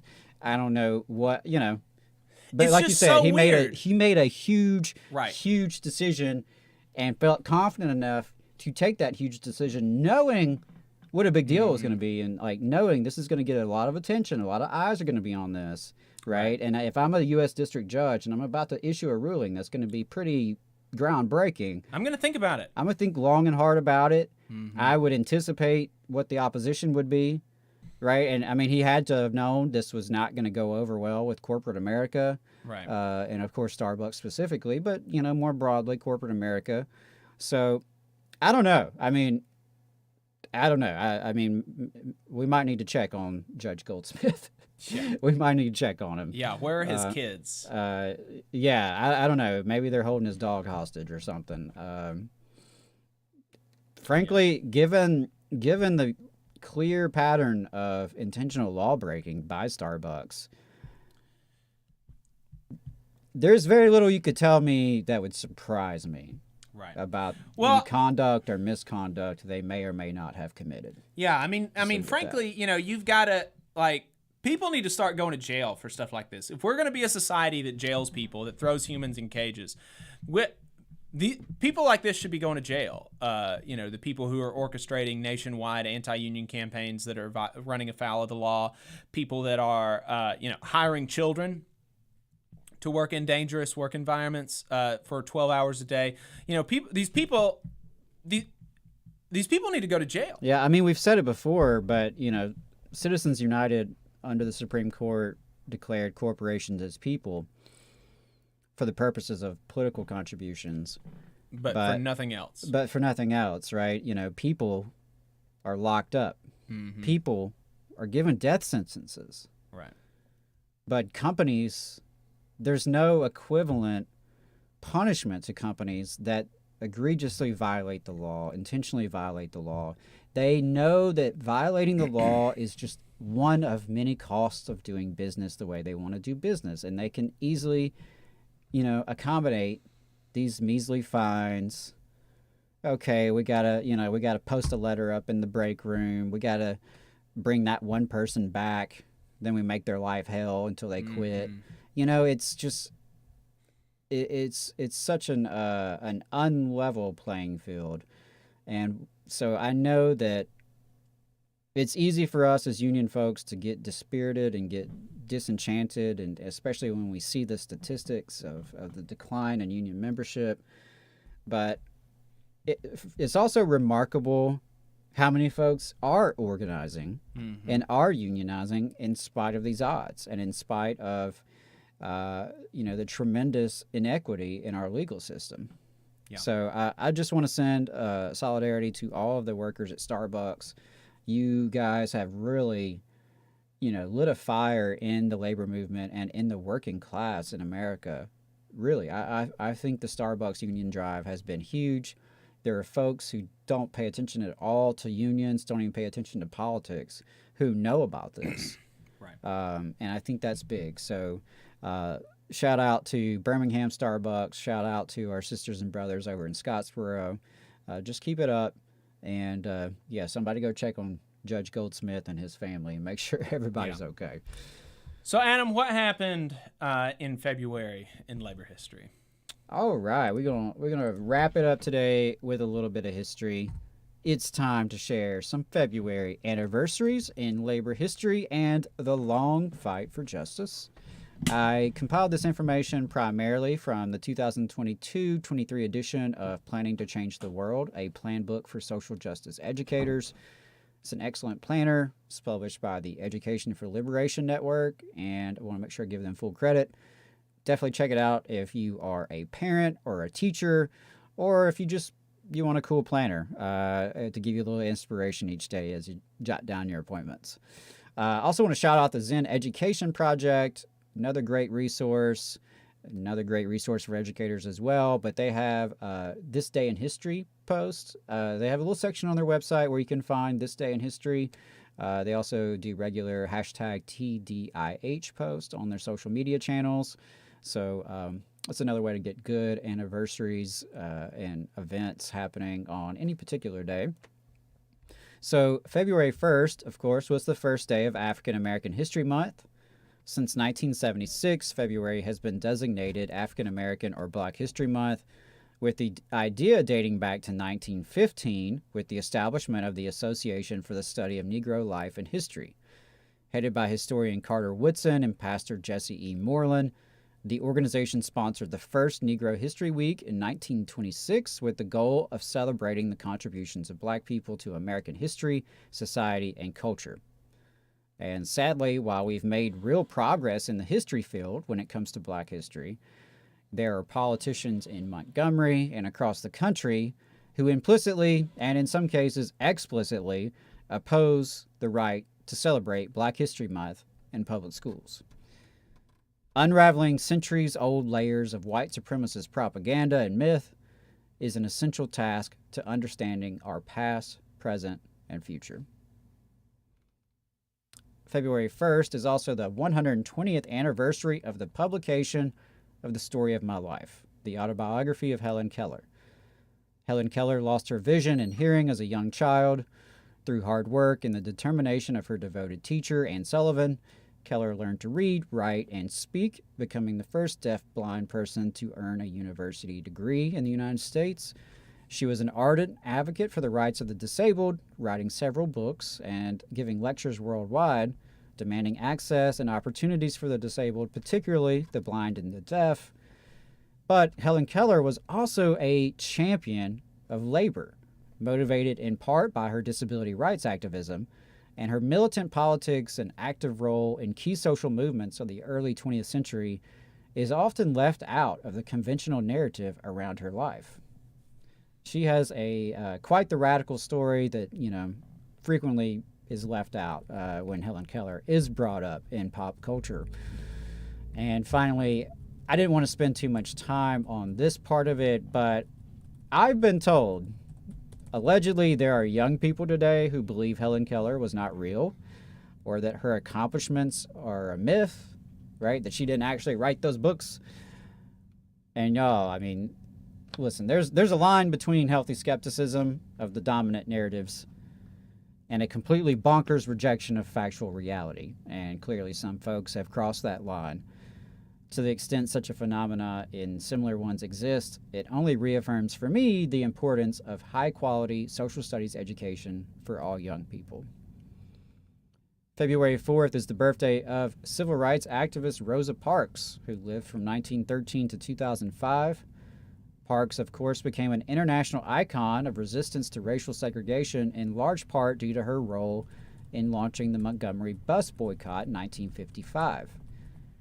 But Parks was a social justice activist long before the incident, having served as secretary of the Montgomery chapter of the NAACP for more than a decade earlier. Thankfully, more folks have begun to recognize that she was an organizer, not just some accidental actor, as some of the tropes have suggested. February 5th was the 30th anniversary of the Family and Medical Leave Act. The FMLA was passed to provide workers up to 12 weeks of job-protected but unpaid leave for medical or family reasons. The law is gender neutral and aims to protect women from gender-based discrimination in the workplace. The U.S. is by far the worst in the developed world in regards to leave time, with no mandated paid leave, which disproportionately hurts people in low-paying jobs. While it is important to know your rights under FMLA, and I hope you all do, and I hope you exercise them appropriately, it's also important to know just how far it falls short in meeting the needs of the American working class. February 11th is the 120th anniversary of the Japanese-Mexican Labor Association. Japanese and Mexican workers united to protest labor exploitation in Oxnard, California. They were paid less than they had been promised and were forced to subcontract through a company rather than receive direct wages. The union would go on to win the Oxnard sugar beet workers' strike against these landowners. Really a remarkable demonstration of the power working people have when we unite across race, ethnicity, national origin, and the other barriers that divide us. February 12th was the 230th anniversary of the Fugitive Slave Act of 1793. The law was intended to enforce the Constitution's acceptance of the enslavement of black people in the United States. Like the Constitution itself, the act does not use the word slave, but rather, quote, persons escaping from the service of their masters.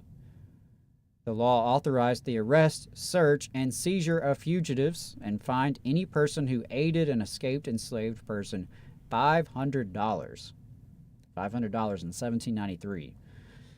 You cannot tell the story or this history of labor in America without the history of slave and unfree labor. February 12th, 1968 was the sanitation workers' strike in Memphis. African-American sanitation workers Ethel Cole and Robert Walker were crushed to death on February 1st, 1968, when the rain triggered the trash truck's compactor in Memphis, Tennessee. Their deaths, along with the racist treatment of the sanitation workers, led to... Their deaths, along with the racist treatment of the sanitation workers, led more than 1,100 workers to strike for better wages, conditions, and safety on February 12th.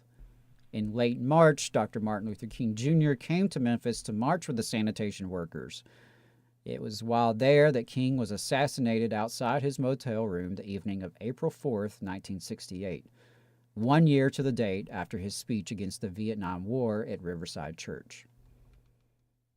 The 12th was also the birthday of Abraham Lincoln, you may have heard.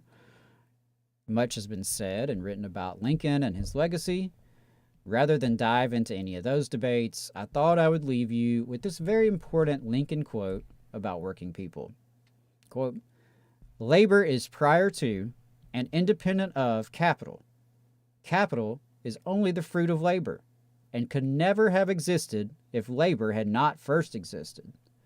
Labor is superior to capital and deserves much the higher consideration. Food for thought there.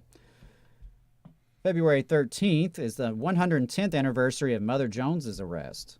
At age 84, the workers' rights activist Mother Jones was arrested in Charleston, West Virginia for inciting a riot and conspiracy to commit murder under the martial law that had been imposed to suppress a coal miner strike.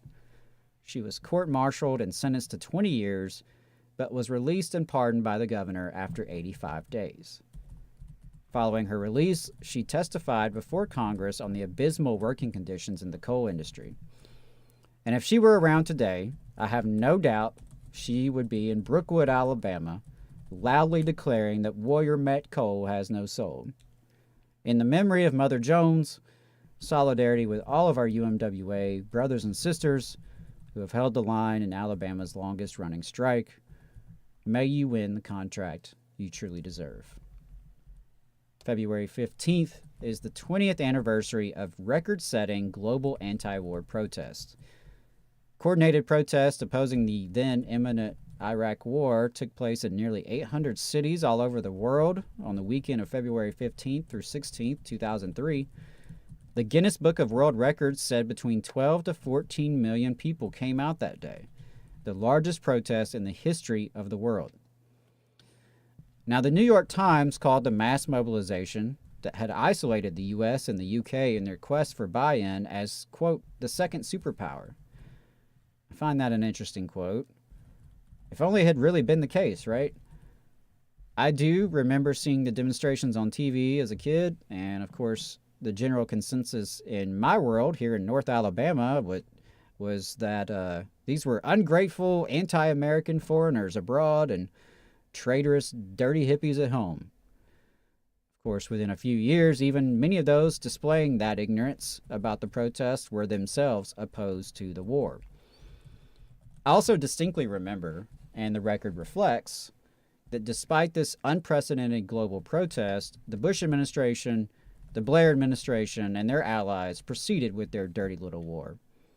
In the 20 years since, we've seen some other huge demonstrations as well, but as this goes to show, simply mobilizing masses into the streets for limited protest is not necessarily enough to deter those in power. February 22nd is the 80th anniversary of the execution of White Rose members. During the Nazi Germany era, a group called White Rose, made up primarily of youth at the University of Munich, condemned the actions of the Nazis and called their fellow Germans to action. Members of White Rose were arrested for their nonviolent resistance to Hitler and Nazism, which included creating and distributing pamphlets. Sophie Scholl was just one member of the White Rose group who was executed at the age of 21 for her Nazi resistance work. Facing History and Ourselves has a resource called Protests in Germany, which is worth checking out if you want to dive deeper, especially for those of you who are teachers or students. But I believe it's a very undertold part of our history when we look at Nazi Germany, that there were, in fact, folks who resisted that disgusting regime from the beginning and through its end. February 23rd is the 260th anniversary of the Berbice Slave Rebellion. Berbice was a Dutch colony in what is today Guyana. Enslaved people were tortured by the small white minority, overworked, underfed, regularly exposed to disease and sexual violence. In February 1763, the enslaved peoples on 4 plantations rose up, killed Europeans, set fires, and took over stores of food and ammunition. The revolt spread to other plantations over the coming weeks and lasted for more than a year. Ultimately, the rebellion ended in failure, but I know there's a fairly new book out called Blood on the River, a chronicle of mutiny and freedom on the Wild Coast by Marjolaine Cars, that argues that the revolt came amazingly close to succeeding. February 27th was the 80th anniversary of the Rosenstrasse protest. Jewish men working at forced labor factories in Berlin were rounded up to be sent to the concentration camps. But their non-Jewish wives, as well as other folks, gathered at the welfare office on Rosenstrasse, where they were being held. This was, to my knowledge, the only mass public nonviolent protest by Germans in Germany of the deportation of Jews, and it was ultimately successful with the government backing down. February 27th is also the 50th anniversary of AIM, the American Indian Movement, occupying the site of the Wounded Knee Massacre to protest the federal government's policies toward Native Americans. And yet here we are in the year 2023, and Leonard Peltier is still in prison. It's a shame. And finally, while not an even-numbered anniversary, I did want to mention the Flint sit-down strike. It was February 11th, 1936, when the sit-down strike at General Motors in Flint, Michigan came to a successful close, having started several weeks back on December 30th, 1935. Unlike a conventional strike, where union members leave the plant and set up a picket line to discourage other workers from entering to prevent the employer from operating, these workers physically occupied the plant. The strikers were able to prevail, even when cops attempted to retake the building on January 11th with the so-called Battle of the Running Bulls. Ultimately, the strike ended with GM recognizing the United Auto Workers alongside other wins. Through the hard work of activism, organizing, sacrifice, and solidarity, these workers helped secure a union and a dignified quality of life for generations of working people. These historic wins have been diminished, and the UAW has been in retreat. It's up to all of us as members of the working class to reclaim the spirit of the sit-down strikers to win the better world that is not only possible, but necessary. So that's it for February Labor History Anniversaries. Appreciate you listening. Please make sure, if you're not already subscribed to our channels, hit that subscribe button. Don't forget about our February fundraiser, which you can contribute to at tvlr.fm/expand. Thanks again for your time and for all of your support. Solidarity, y'all. See you next week.